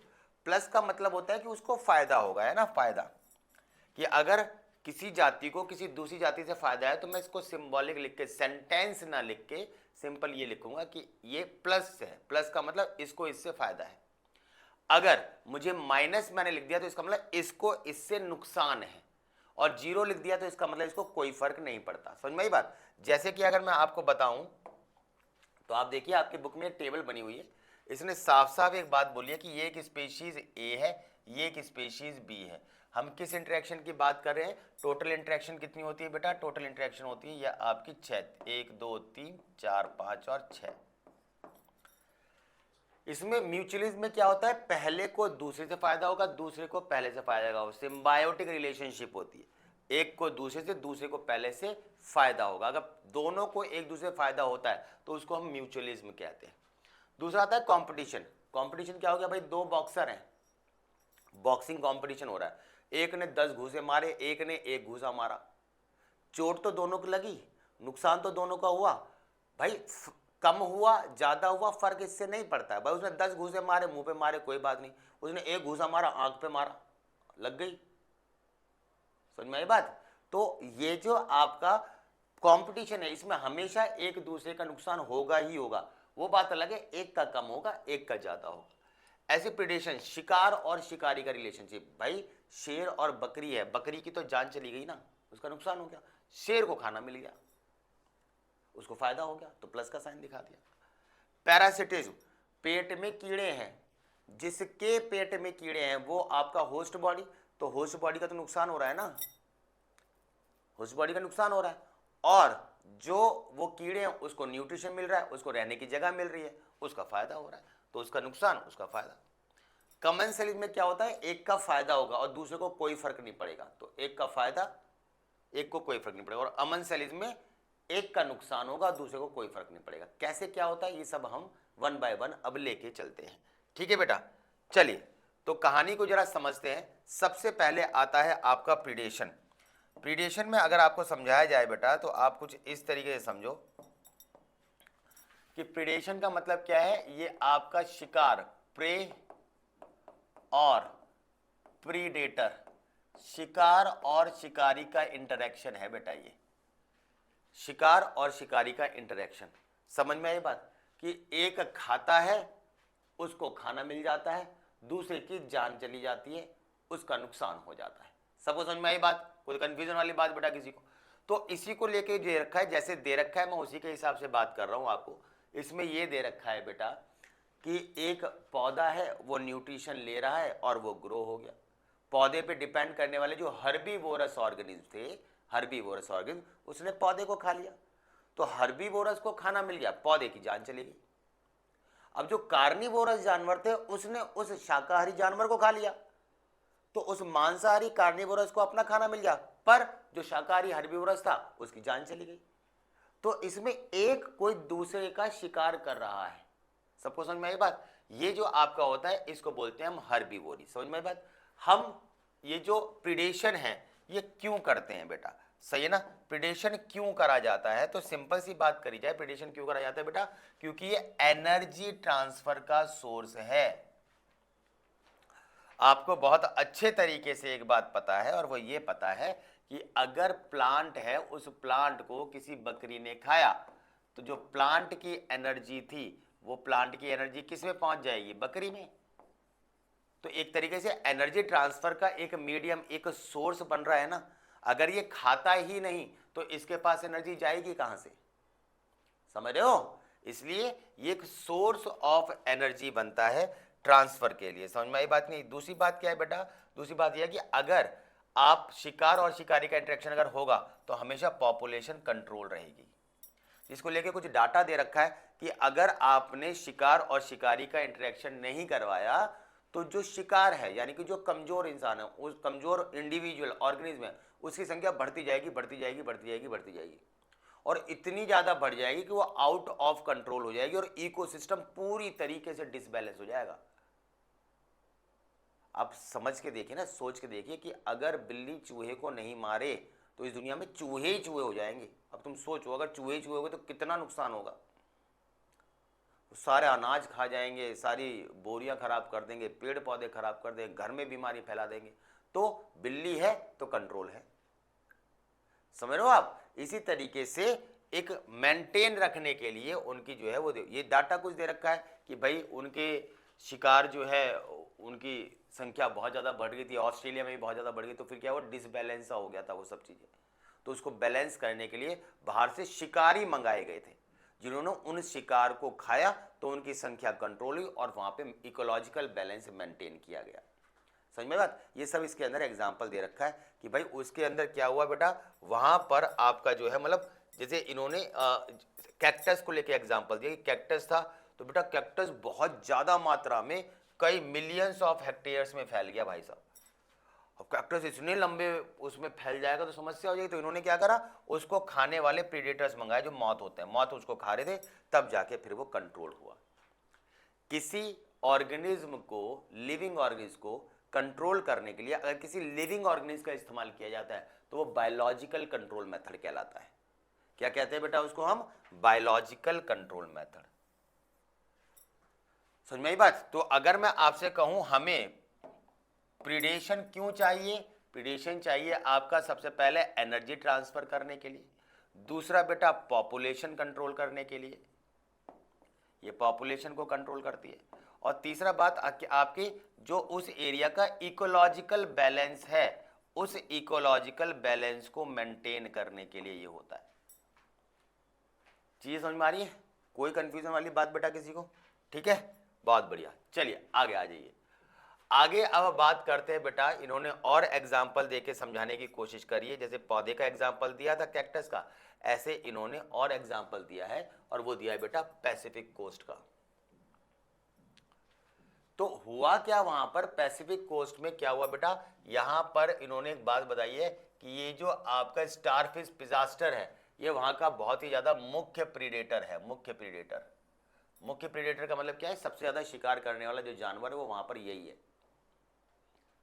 समझ में आई बात, कोई कंफ्यूजन वाली बात नहीं है। अगर उस एरिया से उसे रिमूव कर दिया, इन्होंने क्या करा, एक एक्सपेरिमेंट, एक नाम पढ़ोगे आप, कॉर्नेल फील्ड एक्सपेरिमेंट सॉरी नाम आएगा, ये पैसिफिक फील्ड एक्सपेरिमेंट। इन्होंने बोला कि अगर हम सभी स्टारफिश पिजास्टर को वहां से रिमूव कर दें एक एरिया से तो मोर देन आपका जो 10 स्पेशीज ऑफ है इनवर्टिब्रेट्स वो एक्सटिंक्ट हो जाएंगी या हो गई विद इन अ ईयर। समझ में आया कुछ के नहीं, नहीं समझ में आया तो देखो हिंदी में समझा दूं मैं तुम्हें। अभी तक क्या हो रहा था, अभी तक ये हो रहा था कि एक शिकार था और एक शिकारी था, शिकारी शिकार को मार रहा था, तो सब अपनी जान बचाने के लिए इधर उधर जा रहे थे और जितना ये शिकार मार पा रहा था उतना मार रहा था। शिकारी जो है वो इस शिकार को मार रहा था। ये जो कमजोर वाले थे इनका दिमाग सिर्फ बचने में जा रहा था। अब क्या हुआ, अब ये हो गया, अब ये जो शिकारी था ये चला गया, ये चला गया, तो ये जो कमजोर वाले थे अब ये फ्री हो गए, और जब फ्री हो गए तो खाली दिमाग शैतान का घर, जब शैतान का घर हो गया तो क्या हो गया बेटा, ये आपस में भिड़ गए, एक जाति उससे, एक जाति उससे, एक जाति उससे, अभी वो केवल एक से बच रहे थे, अब ये आपस में मल्टीपल भिड़त शुरू हो गई इनकी। समझ गए। और इसकी वजह से क्या हुआ बेटा, वो आपस में भिड़कर और सब खत्म हो गए। तो एक के जाने के बाद लगभग 10 स्पीशीज उस एरिया से खत्म हो गई एक साल के अंदर। कहानी समझ में आई बेटा, किसी भी तरह की कोई समस्या। अब हमें ये बात पता लग गई है अभी तक के हिसाब से कि जो आपका प्रे है, प्रे का मतलब क्या है, प्रे है कमजोर, जो वीक बंदा है। अब ये बात सही है कि शिकारी इसीलिए इनका शिकार कर पा रहा है क्योंकि शिकारी जो है वो ताकतवर है। अब कोई कमजोर पैदा हो गया तो उसने कोई पाप थोड़ी ना कर दिया है कि भाई वो कमजोर है तो कमजोर है तो तुझे मरना ही पड़ेगा, कमजोर है तो तुझे दबना ही पड़ेगा, कोई जरूरी नहीं है। अपने बचाव में कुछ ना कुछ तो चेंजेस लाएगा ना वो। तो अब ये बोल दिया गया है, ये पैराग्राफ अब ये कहता है कि अगर कोई कमजोर है तो वो हमेशा दबेगा नहीं, वो अपने आप को बचाने के लिए कुछ ना कुछ चेंजेस लाएगा, और वो चेंजेस हमें पढ़ने हैं। जैसे कि सबसे पहला चेंज उन्होंने दिखाया कि भाई कुछ जो जानवर कमजोर थे उन्होंने क्या करना शुरू कर दिया, उन्होंने कैमोफ्लेज। कैमोफ्लेज समझते हो ना, क्रिप्टिक कलर, झूठा कलर। गिरगिट को पकड़ के कोई भी चील पकड़ के ले जा रही है, सांप खा ले रहा है क्योंकि दूर से दिख रहा है, तो गिरगिट ने कहा यार मैं तो जहां जाता हूं मेरे तो निगलना दूबर कर रखा है, मैं तो जहां जा रहा हूं वहीं पकड़ के मुझे खा लेते हैं, तो मैं घर से नहीं निकलूँ क्या, बीवी बच्चों के लिए खाना भी लेके आना है, ऑफिस भी जाना है। तो गिरगिट के दिमाग में ये आया, तो गिरगिट ने क्या करा, अब मैं ऐसा करता हूँ, मैंने बेवकूफ़ बना देता हूँ, मैं जाऊँगा अपने रास्ते, जैसे मुझे लगा कोई मेरे शिकार करने वाला है मैं इनको दिखूंगा नहीं, और दिखूंगा कैसे नहीं कि हरा कलर है तो हरे में हरा हो जाऊंगा, लाल में लाल हो जाऊंगा। गिरगिट कलर चेंज करता है बहुत जल्दी। और इस तरीके से चील आई भागते हुए कि गिरगिट ये जा रहा है, एकदम देखा उसने ऊपर से कि अब तो सब हरा हरा दिख रहा है, अब तो दिख ही नहीं रहा, वो लगता है कहीं और चला गया, चला के उसका बना देते हैं, पागल बना देते हैं। ठीक है बेटा, तो वही वाली कहानी चल रही है। यहाँ तक कहानी समझ में आई आपको, कोई कंफ्यूजन वाली बात हुई ना। ठीक, दूसरा उन्होंने एक एग्जाम्पल दे रखा है बेटा किसका, मोनार्क बटरफ्लाई का। भाई जैसे कुछ लोगों का होता है ना, खाना खाएंगे, खाना खाने के बाद उन्हें लगता है कुछ मीठा हो जाए, ऐसे ही आपको समझाने के लिए बताओ, मोनार्क बटरफ्लाई बहुत ही ज्यादा टेस्टफुल बटरफ्लाई होती थी। अब किसी ने पेट भरा खाया, सांप ने खाया, गिरगिट ने खाया, किसी और ने खाया, खाना खाया अपना, अब उसे लगा खाना खाने के बाद कुछ मीठा हो जाए, कुछ टेस्टी हो जाए। अब जब वो जो टेस्टी वाली बात चली, तो अब टेस्टी वाली बात में ये हुआ कि उसे दिमाग में आया कि यार मोनार्क बटरफ्लाई खाई जाए, तो मोनार्क बटरफ्लाई जहां दिखे वहां उसे खा जाते थे। अब मोनार्क बटरफ्लाई को लगा यार ये क्या हुआ, तो सभी मोनार्क बटरफ्लाई इकट्ठी हो गई, उन्होंने भाई मीटिंग करी कि भैया हम कमज़ोर नहीं हैं, हम अबला नहीं हैं, हमें अपनी सुरक्षा में कुछ करना पड़ेगा। तो उन्होंने डिसाइड करवाया कि हम अपने बच्चों को बचपन से सिखाएंगे कि जब तुम बड़े हो जाओगे तो तुम्हें खाया जाएगा, तो अपनी सुरक्षा का इंतजाम खुद करो। और इसके लिए उन्होंने बचपन स्टेज से ही, लार्वल स्टेज से ही बहुत ही कड़वी कड़वी और जहरीली चीज़ें खानी शुरू कर दी। अब उनका ब्लड जो बहुत टेस्टी था अब हो गया बहुत ज़्यादा डिसटेस्टफुल। अब जैसे उसको खाने के लिए वो दबाते, तुरंत खून इतना ज़्यादा कड़वा और इतना ज़्यादा बेकार था, तो तुरंत ही वो एकदम मुंह खोल देते। तो ये घायल तो हो जाएंगे, वो बात समझ में आई, पर जान तो बच गई, जान तो बची ना। तो इस तरीके से उनकी जान बच जाती थी। तो सभी लोगों में एकदम मैसेज पहुंच गया कि भैया मोनार्क बटरफ्लाई मत खाओ, ये अब जहरीला हो चुका है, इसे अगर आप खाओगे तो तुम्हें समस्या हो जाएगी, इसलिए सबने खाना ही छोड़ दिया, इनकी जान बच गई। और क्या चाहिए था, स्मार्ट गेम। समझ में आई बात, तो चीज़ें समझ में आई बेटा।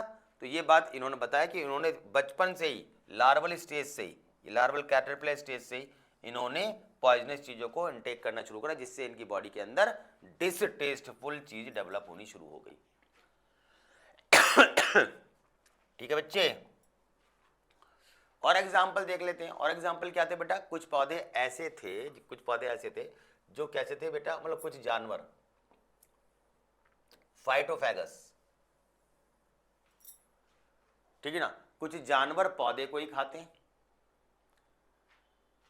कुछ पौधे को ही खा रहे हैं, कुछ उसकी पत्तियों को खा जा रहे हैं, कुछ पौधे पूरे पूरे को खा जा रहे हैं। अब ऐसे पौधों ने बोला यार अब हम क्या करें, हमें तो कोई भी खा रहा है। तो इन पौधों ने फिर से मीटिंग करी। समझ में आई बात। एक सेकंड बेटा, कुछ ऐसा लग रहा है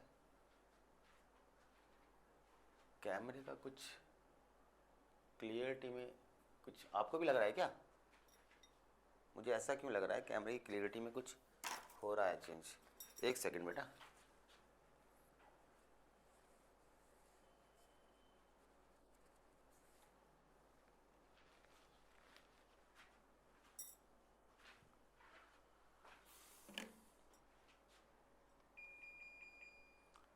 यहां लगी है बेटा फिजिक्स, पता कैसे, ये जो कैमरा होता है ना यहाँ पे रिकॉर्डिंग, अभी क्या है, अब ठंडा और गर्मी वाला माहौल है, बाहर सर्दी चल रही है, अंदर टेम्परेचर अलग हो गया, तो क्या होगा, फॉग डिपोजिशन कैमरे पे स्टार्ट हो गई।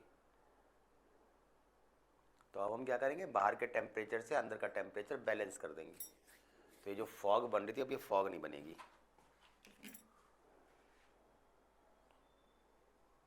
देख रहे हो यार तुम, विनोद देख रहे हो कैसे कैसे चीजें हो रही हैं।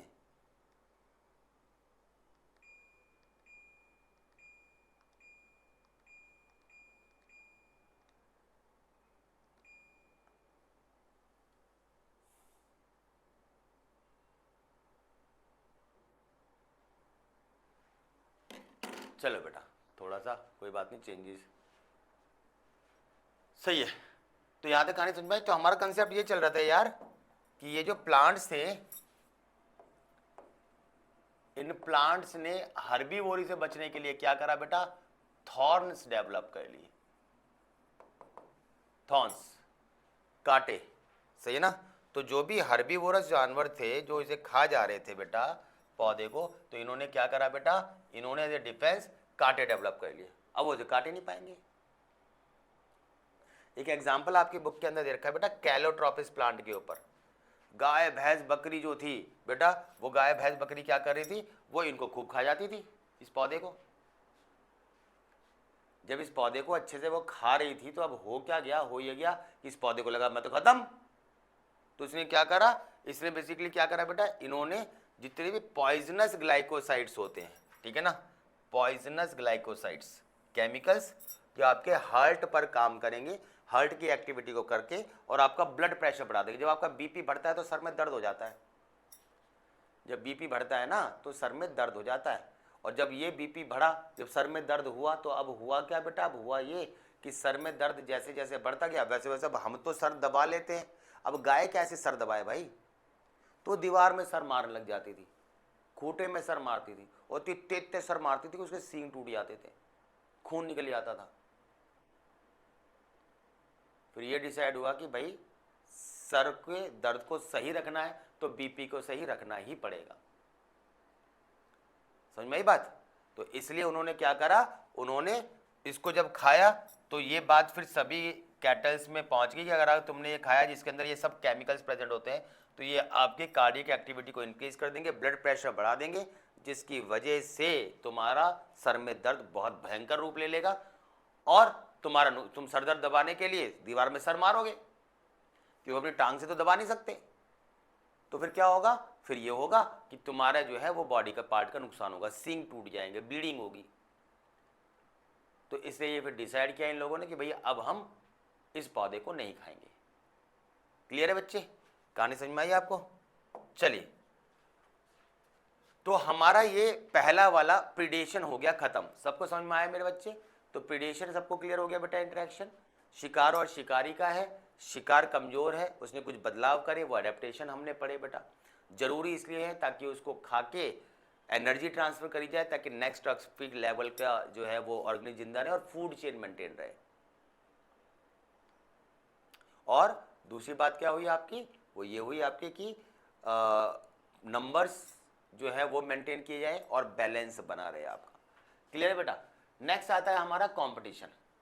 अब कंपटीशन का मतलब क्या है, कंपटीशन का मतलब ये है कि दो इंडिविजुअल होंगे, आपस में भिड़ेंगे, पहले का भी नुकसान होगा दूसरे का भी नुकसान होगा। वो बात अलग है कि एक का ज्यादा नुकसान होगा और एक का कम नुकसान होगा।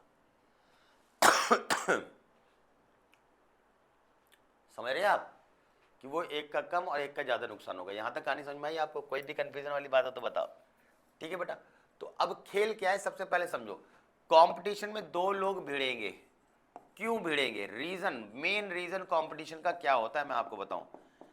मेन रीजन होता है बेटा सेम रिसोर्स को आपको यूज करना है, पहली बात। And the most important fact is ये कि आपको टाइम उसी टाइम यूज करना है।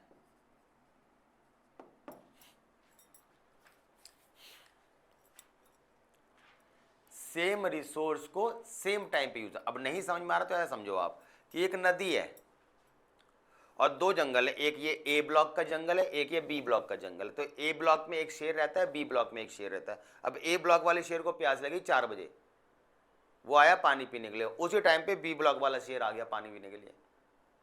अब उस नदी के पानी को उसी जगह पर उसी समय पर दोनों को पीना है, तो भाई वो पिएंगे नहीं, पहले वो लड़ेंगे और जो जीतेगा वही पानी पिएगा। क्या कहना चाह रहा हूं, समझ में आ रही है बात। ठीक है ना बेटा, जो जीतेगा वही पानी पिएगा। तो अगर ये हो जाता कि एक दो चीजें थी, अब ये कंपटीशन तो होने होना, अब कंपटीशन में रोकना था तो हम कैसे करते, हम या तो रिसोर्स सेपरेट कर देते। अगर हमें इसको अवॉइड करना है तो हम या तो क्या कर देते, रिसोर्स सेपरेट कर देते, जिसको बोलते हैं रिसोर्स पार्टीशनिंग। भाई जंगल नदी था, एक इस किनारे पे पानी पी लेता, एक इस किनारे पे पानी पी लेता, कंपटीशन का मतलब ही नहीं बनता।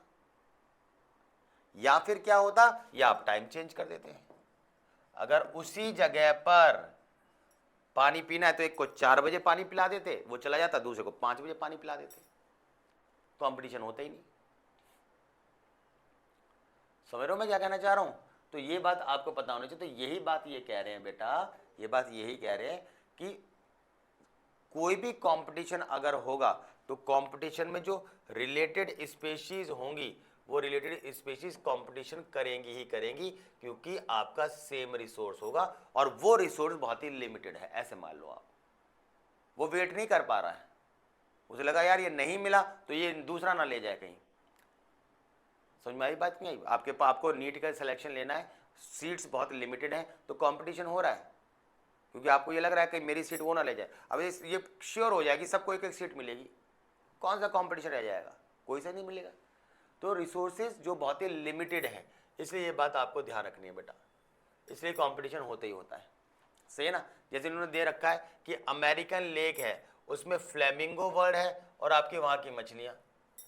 कॉमन फूड जू प्लैंक्टॉन्स के लिए, जो बहुत ही माइक्रोस्कोपिक स्मॉल ऑर्गेनिज्म मतलब एनिमल्स होते हैं जो पानी की सरफेस के ऊपर रहते हैं, उन्हें जू प्लैंक्टॉन्स रहते हैं, उनको खाने के लिए कंपटीशन हुआ।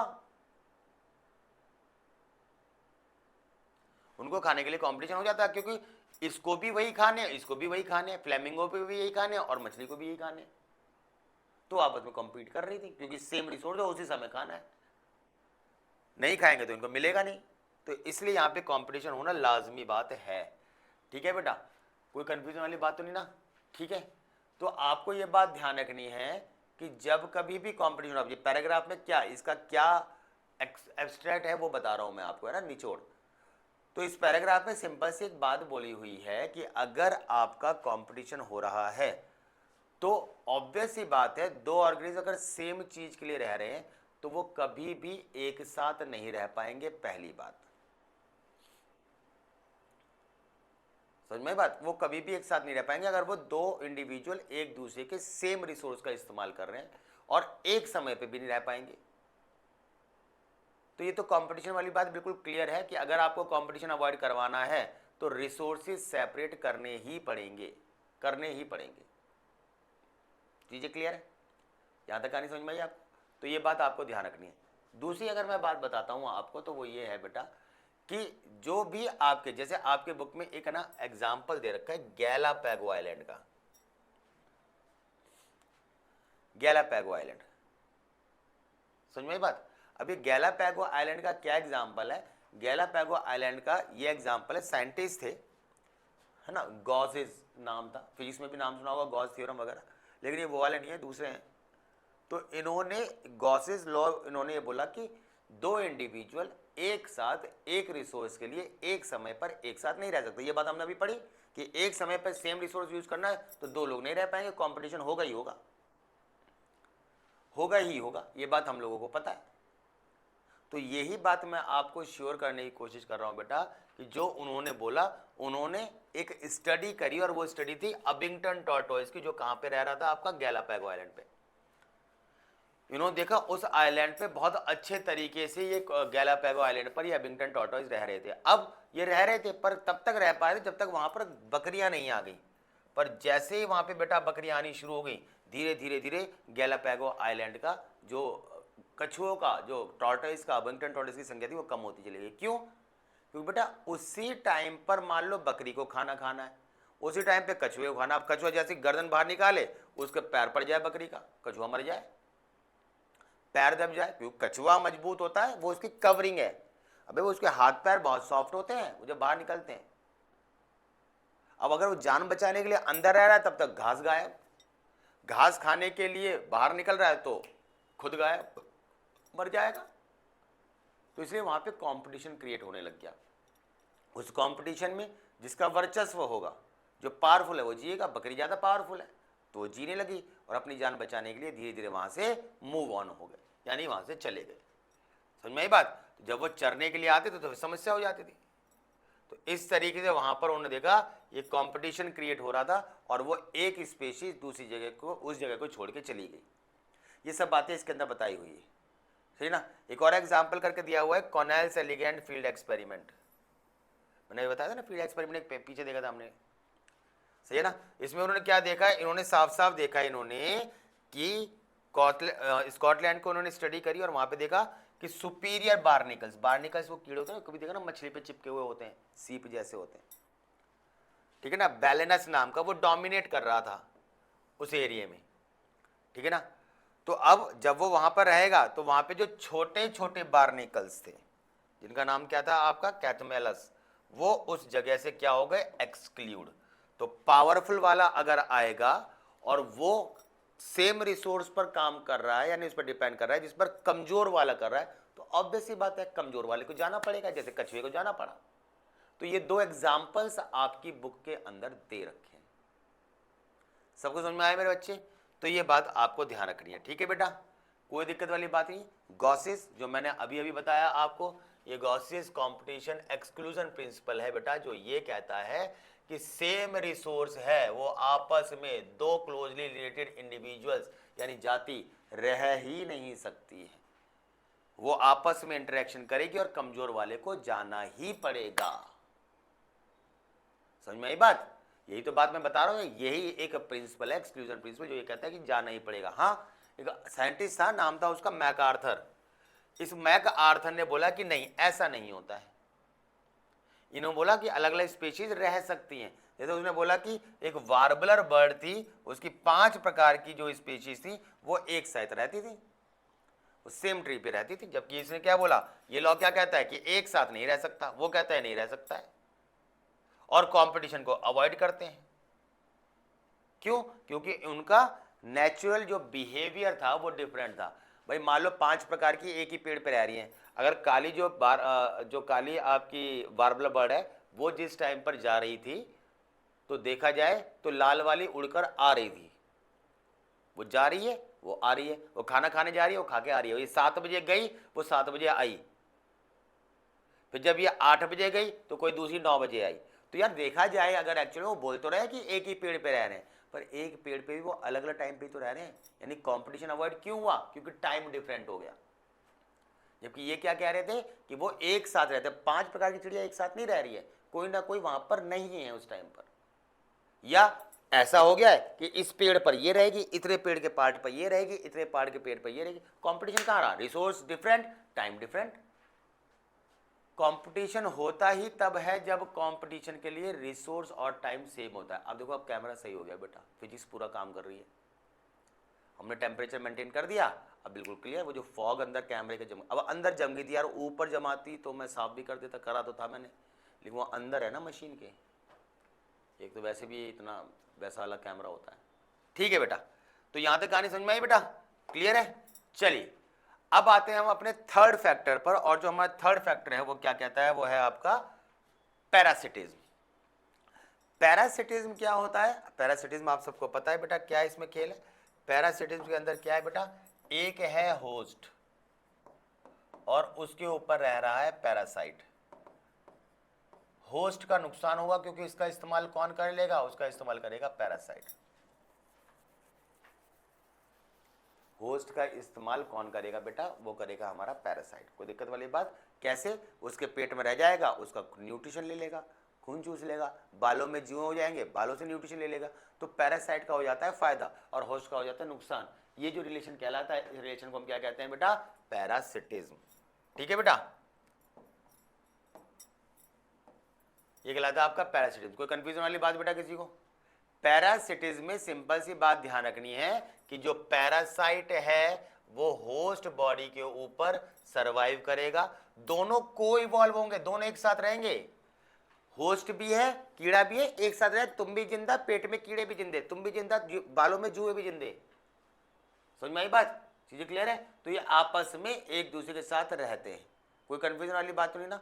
रहते हुए जिस चीज की जरूरत होती है वो चीजें इनके पास होंगी, जिस चीज की जरूरत नहीं होगी वो चीज नहीं होगी। मैं किसकी बात कर रहा हूं? पैरासाइट की। पैरासाइट में जो भी अननेसेसरी ऑर्गन्स होते हैं वो सब धीरे धीरे गायब हो जाते हैं, और जिनकी एडिशनल जरूरत होती है वो और ज्यादा डेवलप हो जाते हैं। डार्विन यही तो कहता है, लेमार्क यही तो कहता है। वो ये कहता है साफ साफ डार्विन कि आप अगर स्ट्रगल करोगे और उसमें अगर आप अनफेवरेबल कंडीशन में सर्वाइव कर जाओगे तो आप सस्टेन कर सकते हैं, अगर अनफेवरेबल कंडीशन में एडजस्ट करना सीख गए तो। लेमार्क ये कहता है कि जिस ऑर्गन का जितना ज़्यादा इस्तेमाल करोगे वो उतना ज़्यादा डेवलप हो जाएगा। पेट में कीड़े थे, कीड़ों को किस चीज़ की जरूरत है? हुक एंड सकर्स की, ताकि वो इंटेस्टाइन से चिपक कर और खून को सक कर पाए, तो उनके सकर्स बहुत ज़्यादा डेवलप हो जाते हैं। अब खून डेवलप हो, खून के ऊपर डिपेंड कर रहे हैं, और खून में तो ऑलरेडी डाइजेस्टेड फूड होता है, तो ये जो चूसेंगे वो तो ऑलरेडी डाइजेस्टेड फूड चूसेंगे ना, तो इन कीड़ों के अंदर डाइजेस्टिव ऑर्गन होते सिस्टम होता ही नहीं है, ऐसे समझो आप। मिनिमम होगा मामूली सा, और होगा ही नहीं। तो ये कहानी समझ में आ रही है बेटा मैं क्या कह रहा हूं? तो इनके अंदर जो हुक एंड सकर्स हैं वो अच्छे से इसके अंदर आ जाएंगे। इनके अंदर डाइजेस्टिव सिस्टम होगा ही नहीं, और इनके अंदर बच्चे पैदा करने की बहुत ज्यादा क्षमता होगी, कीड़े बहुत जल्दी डेवलप होते हैं। समझे? कोई दिक्कत वाली बात हुई ना? ऑलरेडी हम बात कर चुके हैं। जो आपके ये पैरासाइट होते हैं, इन पैरासाइट की बात करी जाए तो इनके अंदर सिंगल होस्ट भी होता है इनकी लाइफ साइकिल के लिए, और इनके अंदर डबल होस्ट भी होता है। नहीं समझ में आया तो समझ लो, आप देख लो। जैसे कि अगर मैं बात करता हूं इंसान में, मतलब एक कीड़ा है ये लीवर फ्लूक। लीवर फ्लूक अपनी लाइफ साइकिल 2 होस्ट बॉडी में कंप्लीट करता है, एक स्नेल में और एक फिश में। जैसे मलेरिया वाला जो है, मलेरिया वाला 2 में करता है, ये बात हमें पता है। मलेरिया वाला मच्छर जो है 2 में करता है, किसमें? एक इंसान में करता है और एक आपका मच्छर में। मलेरिया का प्लाज्मोडियम होता है ना, हमने डिजीज वाले चैप्टर में प्लाज्मोडियम वाली बात पढ़ी है, तो जो डिजीज वाले चैप्टर में प्लाज्मोडियम साइकिल पढ़ी है मलेरिया वाली, उसमें कुछ पोर्शन उसका मच्छर में डेवलप होता है, कुछ पोर्शन उसका जो है वो इंसान में डेवलप होता है, तो उसकी भी 2 होस्ट बॉडीज हो गई। तो यही सब बातें इसके अंदर लिखी हुई है बेटा, समझ में आई बात? तो जिस चीज की क्या ये कहती है साइकिल समझ में आ गई कि होस्ट और पैरासाइट का रिलेशन है। पैरासाइट की जिस चीज की जरूरत होगी वो और ज्यादा डेवलप होता चला जाएगा, जैसे सकर्स डेवलप हो रहे हैं। वो एक सिंगल ऑर्गेनिज्म के अंदर अपनी लाइफ साइकिल पूरी पूरी कंप्लीट कर सकता है, और वो 2 के भी अंदर कर सकता है, जैसे हमने लिवर फ्लूक और प्लाज्मोडियम का एग्जाम्पल पढ़ा। समझ में आई बात? क्लियर है? ठीक। अब ये जो पैरासाइट है, ये पैरासाइट कहाँ रह रहे हैं? क्या ये पैरासाइट हमारी सरफेस के ऊपर रह रहे हैं, जैसे बालों में जुए ऊपर रह रहे हैं, या ये पैरासाइट बॉडी के अंदर रह रहे हैं, जैसे कि मलेरिया वाला प्लाज्मोडियम, पेट के अंदर कीड़े, वॉर्म्स, हेलमिंथ? समझ रहे हैं ना? इस चीज के लिए अगर आपको समझाया जाए तो आप सिंपल समझें कि बेटा हम उस तरीके से 2 ग्रुप में डिवाइड कर सकते हैं। एक को बोलेंगे एक्टोपैरासाइट, जो एक्सटर्नल सरफेस पर रहते हैं, जैसे कि ये जुए, जैसे कि कसकटा प्लांट जो हेज प्लांट पर होता है। सही है ना? कसकटा सारा न्यूट्रिशन हेज से ले लेता है, तो इस कसकटा के अंदर पत्ते की जरूरत ही नहीं है भाई। क्यों फोटोसिंथेसिस करेगा? पत्ता क्यों चाहिए हमें फोटोसिंथेसिस करने के लिए? क्लोरोफिल करने के लिए। और उससे क्या बनेगा? खाना। ये तो ऑलरेडी खाना ले रहा है किसी और से, तो इसको जरूरत ही नहीं है, इसको जरूरत ही नहीं है। इसीलिए तो इसके अंदर क्लोरोफिल, लीव्स सब इसके अंदर खत्म हो जाते हैं। समझ में आई बात? जो पेट के अंदर रह रहा है उसको बोलते हैं एंडोपैरासाइट्स। अलग अलग जगह पे डिपेंडिंग अपॉन इसे कहां रहना है, लीवर में, किडनी में, ब्लड वेसल में, इंटेस्टाइन में, अंदर कहां रहना है उसके अकॉर्डिंग ये रहता है। और ये जो एंडोपैरासाइट है ये स्पेशली एक्सट्रीमली स्पेशलाइज्ड होता है। एक्सट्रीमली स्पेशलाइज्ड का मतलब ये बिल्कुल माइन्यूटली लेवल पर जाके अपने ऑर्गन्स के अंदर एक्सट्रीम लेवल के चेंजेस करता है अपने आप को सर्वाइव करने के लिए। इनको सकर्स चाहिए तो सकर्स चाहिए, इनको डाइजेस्टिव सिस्टम की कोई जरूरत नहीं, तो बिल्कुल खत्म कर देगा डाइजेस्टिव सिस्टम। समझ में आई बात? तो इस तरीके से एक वर्ड है आपकी बुक के अंदर, उसको बोलते हैं हम ब्रूड पैरासिटिज्म। ब्रूड मतलब घोंसला, रहने की जगह, शेल्टर, और पैरासिटिज्म मतलब किसी और के का इस्तेमाल करना। तो एक एग्जाम्पल है घोंसला, किसके ऊपर एग्जाम्पल दे रखा है? कुकू और कौए के ऊपर, कोयल और कौआ। इसका जो अंडा, जब कोयल अंडे देती है तो कोयल होती बहुत चालाक, कोयल बहुत चालाक है, तो कोयल क्या करती है, अपने अंडे जो है वो कौए के घोंसले में रख देती है। जैसे जानवरों में गधा बेवकूफ माना जाता है, ऐसे ही आपके पक्षियों में कौआ बेवकूफ माना जाता है। तो कौवे को लगता है कि भाई ये मेरे अंडे, वो उसका बहुत ध्यान रखता है, अपने बच्चे की तरह पालता है, और जैसे उसमें से हैचिंग के बाद वो कोयल निकलती है, थोड़े से वो बच्चे जो है वो ऐसे हो जाते हैं चले लायक, कोयल आती है अपने बच्चे लेके चली जाती है, और वो जो कौवा उसका बना देते हैं, क्या बना देते हैं, पागल। समझ में आई बात? तुम पता नहीं क्या सोच रहे थे। खैर, यहां तक कहानी समझ में आई आपको? तो यही है बेटा, ये उसके घोंसले के अंदर अपने अंडे दे देती है। उसके बाद कुछ ड्यूरेशन के बाद, जब, क्योंकि भाई वो बिल्कुल रिजेंबल करते हैं, कोयल कौवे में कलर में अंतर नहीं, काले काले होते हैं दोनों। उसके बाद क्या होता है बेटा, उसके बाद ये होता है कि जो कोयल आती है वो अपना लेके और चली जाती है। समझ में आई बात? चीजें क्लियर है बेटा? वो उस घोंसले से इजेक्ट करवा। कोई कंफ्यूजन? क्लियर है मेरे बच्चे? चलिए अब हम बात करते हैं अपने अगले इंटरेक्शन पर, जिसका नाम है कमेंसेलिज्म। कमेंसेलिज्म में हमने एक बात पढ़ी थी, और वो बात ये पढ़ी थी कि बेटा एक को होता है फायदा और एक को कोई फर्क नहीं पड़ता। समझ में आई बात? एक को कोई फर्क नहीं पड़ता, और जबकि दूसरा वाला है उसको फर्क पड़ता है कि वो बेनिफिट हो जाता है।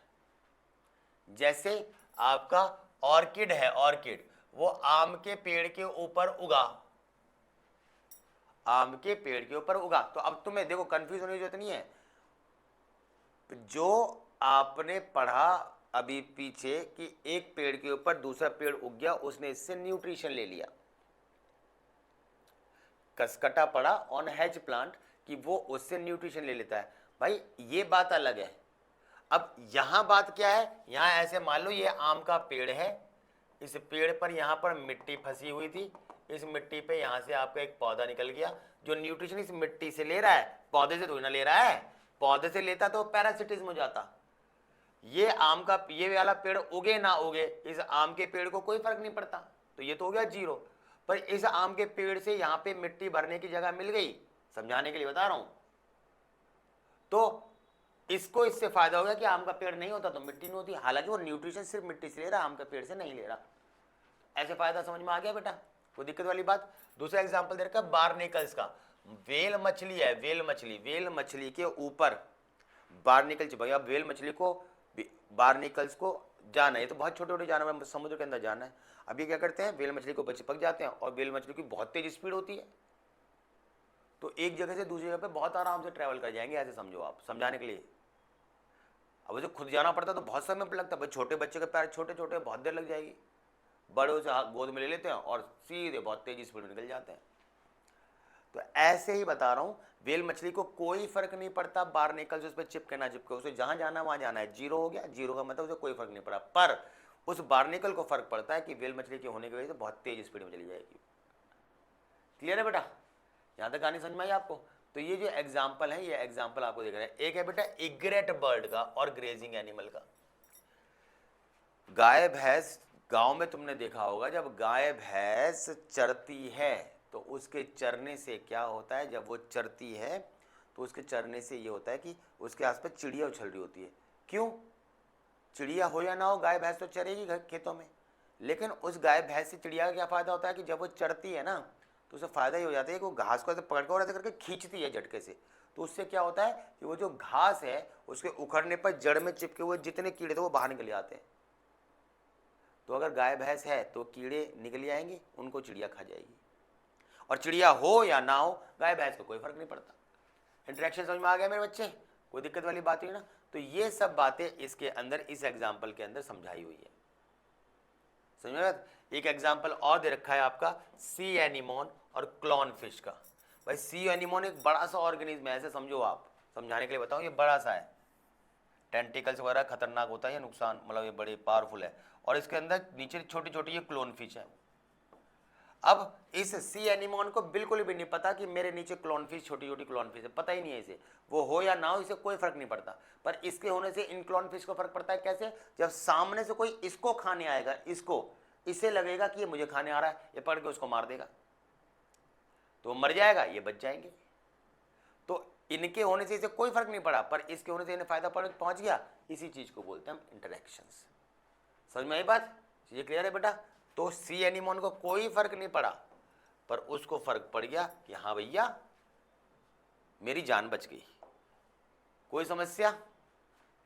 समझ में आ रहा है मेरे लाल? ठीक है, समझते रहें। इस चैप्टर खत्म होते ही अब आपके इसमें कुछ क्वेश्चन मैं आपको बताऊंगा, वो क्वेश्चन करेंगे हम, 10-12 क्वेश्चन 15 क्वेश्चन जो भी है उसको एक थोड़ा सम अप करने की कोशिश करेंगे। और उसके बाद मैं फिर आपको एक PDF दूंगा आपको टेलीग्राम चैनल पर, सही है ना? टेलीग्राम चैनल पर मैं PDF दूंगा, उस टेलीग्राम चैनल के आपको उन क्वेश्चन को सॉल्व करना है, उसी में मैं आंसर की भी भेज दूंगा। फिर जिस भी चीज़ में डाउट आ रहा होगा वो आप डाउट मेरे से पूछेंगे, आप कमेंट में पूछिएगा, मैं आपको रिप्लाई करूंगा ही करूंगा। It's a compulsion for me, compulsion for you ये है कि आप उसे पढ़ें और तैयार करके क्वेश्चन पुटअप करें। ठीक है बेटा? चलिए, म्यूचुअलिज्म का मतलब क्या होता है बेटा? म्यूचुअलिज्म का मतलब होता है बोथ आर बेनिफिटेड, जिसको हम सिम्बायोटिक भी कहते हैं। जैसे कि लाइकेंस, जैसे कि माइकोराइजा, नाम सुना है ना? क्या था एग्जाम्पल? बार बार बताएंगे जरूरत नहीं है मेरे हिसाब से, चीजें याद आ रही हैं कुछ के नहीं? लाइकेंस क्या था आपका? एल्गी और फंगस का रिलेशनशिप। माइकोराइजा क्या था? एल्गी को छोड़ के जो हायर प्लांट है, जिनको हम देख सकते हैं, ये तना है, जड़ है, पत्ते हैं, इनको हम हायर प्लांट कहते हैं। इनकी जड़ में अगर फंगस लग जाए, फायदा क्या था? फूड और शेल्टर। याद आ रहा है?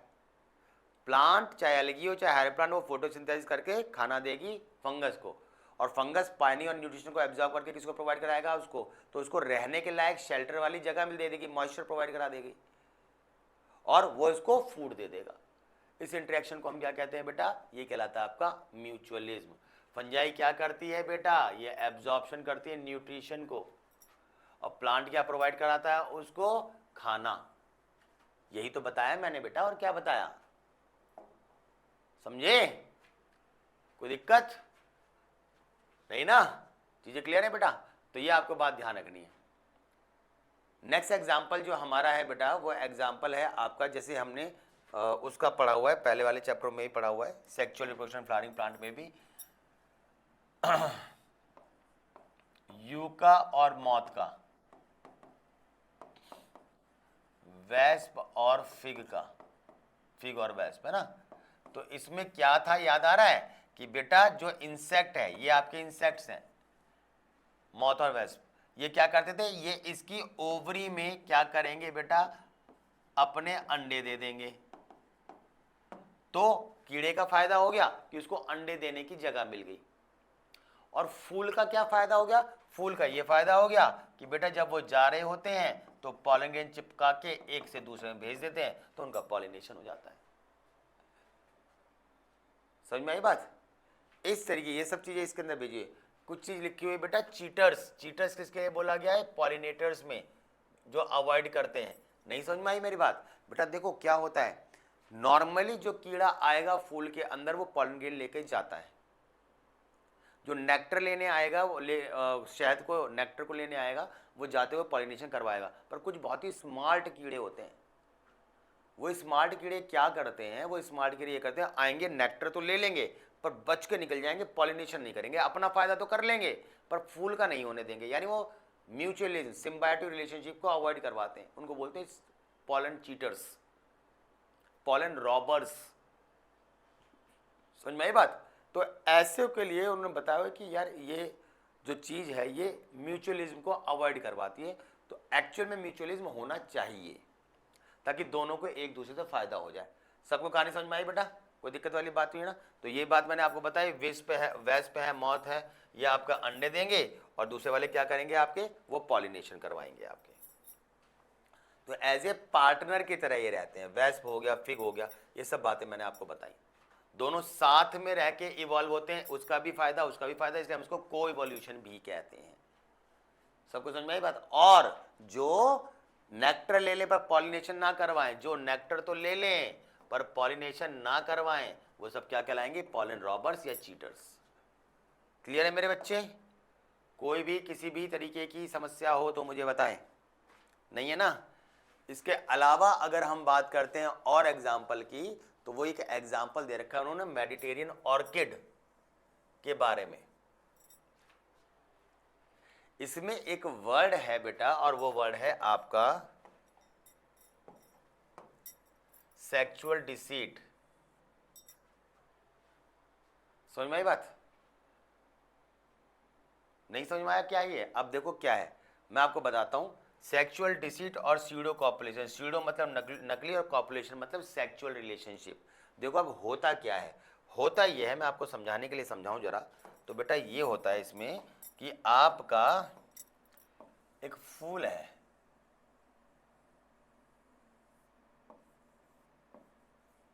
ऑर्किड, ये फूल है। अब जो कीड़ा है, इंसेक्ट है, वेस्प है, सही है ना, उसको क्या होता है, सेक्सुअल प्लीजर को कवर करने के लिए उसको फीमेल नहीं मिल पाती क्योंकि फीमेल रेशियो होता है कम।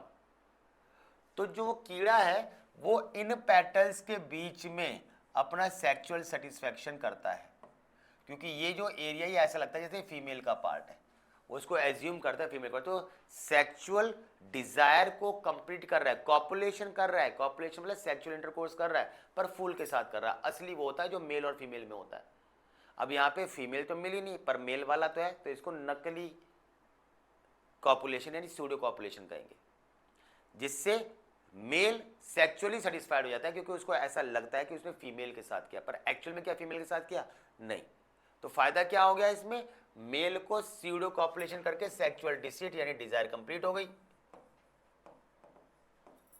पर ऐसा करने पर जो पॉलन ग्रेन है वो उसके ऊपर गिरेंगे, तो प्लांट क्या करेगा, अपने पॉलिनेशन को, पॉलन ग्रेन को इसके ऊपर गिरा देगा, तो पौधे का पॉलिनेशन हो जाएगा और कीड़े का क्या हो जाएगा, सेक्सुअल प्लीजर। सबको समझ में आया बेटा? यही बात इसके अंदर यहां पर सब चीजें बता रखी है, ये समझ में आई बात? और इसमें बेटा जो हमारा लास्ट इंटरेक्शन आता है, वो लास्ट इंटरेक्शन क्या है बेटा, वो लास्ट इंटरेक्शन है आपका अमेंसेलिज्म। अमेंसेलिज्म क्या होता है, जिसमें एक का नुकसान होता है और एक का ना नुकसान ना फायदा। जैसे कि हम देखें तो पेनिसिलिन, ये क्या थी बेटा, फंगस, याद आ रही है? और क्या होता है आपका बैक्टीरिया। बेटा बैक्टीरिया जहां भी होगा वो पेनिसिलिन की प्रेजेंस में रह ही नहीं सकता, can't grow in presence of penicillin. तो अब इसका नुकसान हो गया ना, जहां जहां ये फंगस होगी वहां वहां ये ग्रो कर ही नहीं सकता, इसका हो गया नुकसान। और इस पेनिसिलिन को कोई फर्क नहीं पड़ता, फंगस वहां हो, मतलब ये बैक्टीरिया वहां हो तो भी ये ग्रो कर जाएगा और नहीं हो तो भी ग्रो कर जाएगा, इसे कोई फर्क नहीं पड़ता वो वहां पर है या नहीं है। पर बैक्टीरिया को फर्क पड़ता है कि जहां जहां वो है वहां ग्रो ही नहीं कर पा रहा, तो नुकसान है ना। तो इस चीज को बोलते हैं अमेंसेलिज्म। तो ये बेटा हमारी थ्योरी वाइज ये टॉपिक खत्म हो गया। चलो बेटा फिर अब कुछ क्वेश्चंस ले लेते हैं, ठीक है ना, फटाफट से चैप्टर खत्म हो गए तो कुछ एक एग्जाम्पल के तौर पे हम क्वेश्चंस ले लेते हैं और फिर इसकी पीडीएफ मैं आपको भेजूंगा आपके टेलीग्राम चैनल पर, और उस टेलीग्राम चैनल पर ये क्वेश्चंस जो होंगे उनको आप करना। आपने ये क्वेश्चंस कर लिए, मोर देन सफिशिएंट है, इससे बाहर कुछ नहीं होना। समझ में आई बात? तो इन क्वेश्चनों को आप अच्छे से कर लें। तो फिलहाल कुछ एग्जाम्पल के तौर पे कुछ क्वेश्चंस ले लेते हैं, देखते हैं बेटा कितना हमें इस चैप्टर के अंदर आया है। क्वेश्चन है बेटा पहला क्वेश्चन है, अगर नेटेलिटी, बेटा नेटेलिटी क्या होता है बच्चे, बेटा नेटेलिटी क्या होता है, नेटेलिटी का मतलब होता है बर्थ रेट, ठीक है ना बेटा, क्लियर है?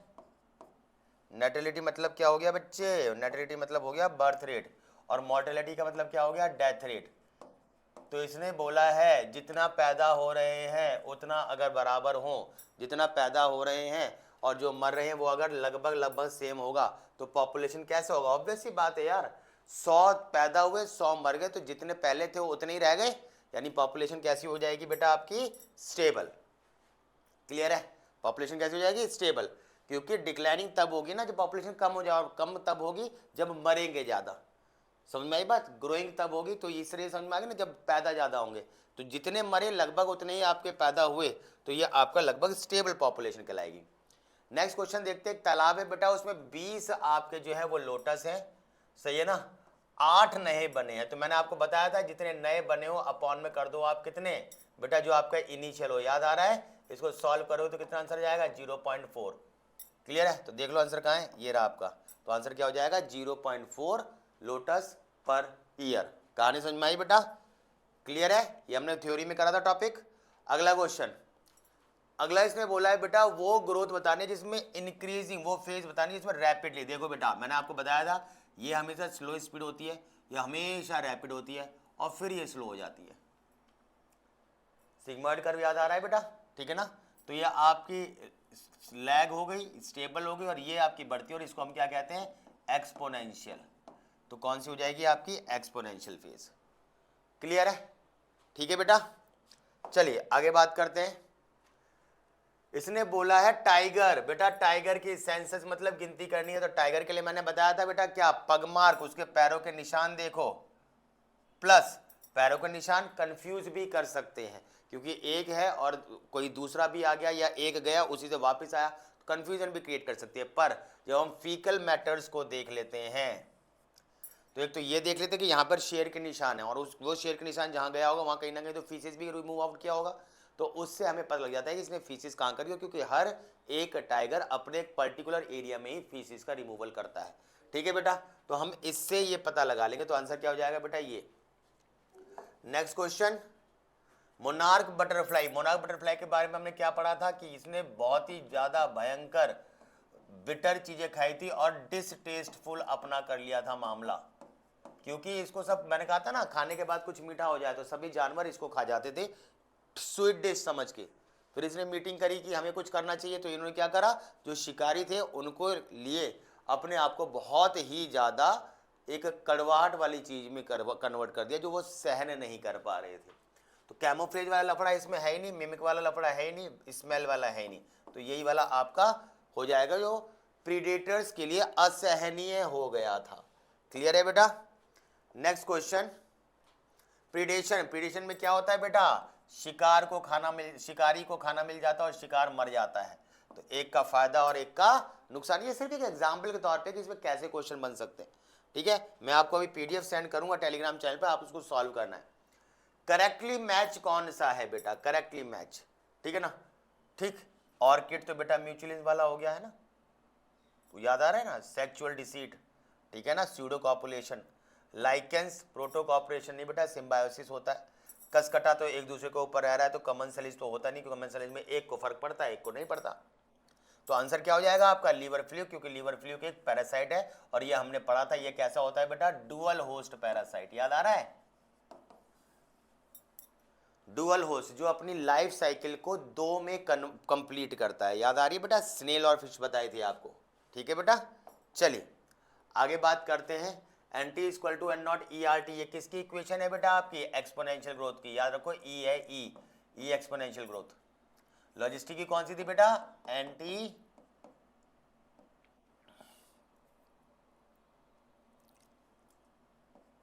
आर एन के माइनस एन अपॉन में के। यानी मैं क्या समझाने की कोशिश कर रहा हूं, जिसके अंदर क्या आ जाता था आपका, कैरिंग कैपेसिटी, याद आ रही है कि नहीं आ रही है, ठीक है ना, जिसमें कैरिंग कैपेसिटी, यानी कुल मिला के हमारा इस इक्वेशन का लेना देना है एक्सपोनेंशियल से। ये वाला तो लॉजिस्टिक था, तो ये हमें नहीं करनी, हमें करनी है बेटा एक्सपोनेंशियल। क्लियर है बेटा, सही। आगे बात करते हैं। इसने बोला है ग्रोथ रेट कैसे कैलकुलेट करते हैं, तो बेटा ग्रोथ कैसे करेंगे, एक पर्टिकुलर टाइम में। हमने देखा भाई हमारा टाइम एक फिक्स है भाई, 2003 हमने मान लिया, इसमें कितने पैदा हुए और कितने आपके मर गए, तो एक टाइम में जितने पैदा हुए हों उसमें से मरे हुए वाले माइनस कर दो वो, तो आपका आंसर किससे मैच कर रहा है, नेटैलिटी माइनस मोर्टेलिटी अपॉन में यूनिट टाइम, यानी ये आपका आंसर। क्लियर है, कोई कंफ्यूजन, ठीक है बेटा। करेक्ट स्टेटमेंट क्या है, commensalism, commensalism occurs when both the interacting population affect each other, ये एक दूसरे को तो नहीं करता है कमेंसलिज्म, ये तो हो नहीं होगा। म्यूचुअलिज्म जो होता है वो होता है जिसमें is interaction useful to both the population, mutualism symbiotic relationship, ये तो सही लग रहा है। Mutualism occur when neither population, नहीं भाई ऐसा तो नहीं है। Commensalism occur when useful to both, दोनों को नहीं होता है बेटा, यानी आंसर क्या हो जाएगा आपका बी, म्यूचुअलिज्म, जिसमें एक दूसरे को फायदा पहुंचता है एक दूसरे से। इसने बोला आर जो हम निकालते हैं इंट्रिंसिक, वो जो रेट होता है वो आपका पॉपुलेशन का, वो किस पर डिपेंड करता है, क्या होता है, रिलेटिव नंबर ऑफ इंडिविजुअल नहीं, नंबर ऑफ इंडिविजुअल प्यूबर्टी वाला नहीं, डिस्ट्रीब्यूशन टेम्परेचर से लेना देना नहीं है, तो यही होगा। पर फिर भी जब 3 नहीं है तो यही होगा एलिमिनेशन मेथड से। पर फिर भी ये क्या है जो अभी हमने देखा, देखो अभी हमने पढ़ा ना, बर्थ में से माइनस कर दो डेथ को एक पर्टिकुलर टाइम में, यही अभी हमने पढ़ा था। तो दिस इज ऑल अबाउट बेटा हमारे equations and questions and theory. एक सिंपल चैप्टर था जिसमें ऑर्गेनिज्म वाला जो पार्ट है वो मोस्ट ऑफ पार्ट लगभग कट है, वो डिलीटेड टॉपिक है। पॉपुलेशन हमारे सिलेबस में था, तो पॉपुलेशन को हमने कर लिया। आप इस वीडियो को देखें, इस वीडियो को शेयर करें, और आप इस टेलीग्राम चैनल पर जो मैं आपको पीडीएफ भेजूंगा उसको आपको क्वेश्चन अटेम्प्ट करना है। मोर देन सफिशिएंट है बेटा, इतना ही करना है आपको। बहुत ज़्यादा कोई कंट्रोवर्शियल चैप्टर या कोई हार्ड चैप्टर करके ये नहीं है बेटा, तो इसको आप एक बार गो थ्रू कर लें, आपको 100% इससे हेल्प मिलेगी। ठीक है बेटा, तो फिर अब हम नेक्स्ट टॉपिक नेक्स्ट चैप्टर के साथ मिलेंगे बेटा, तब तक के लिए सायोनारा।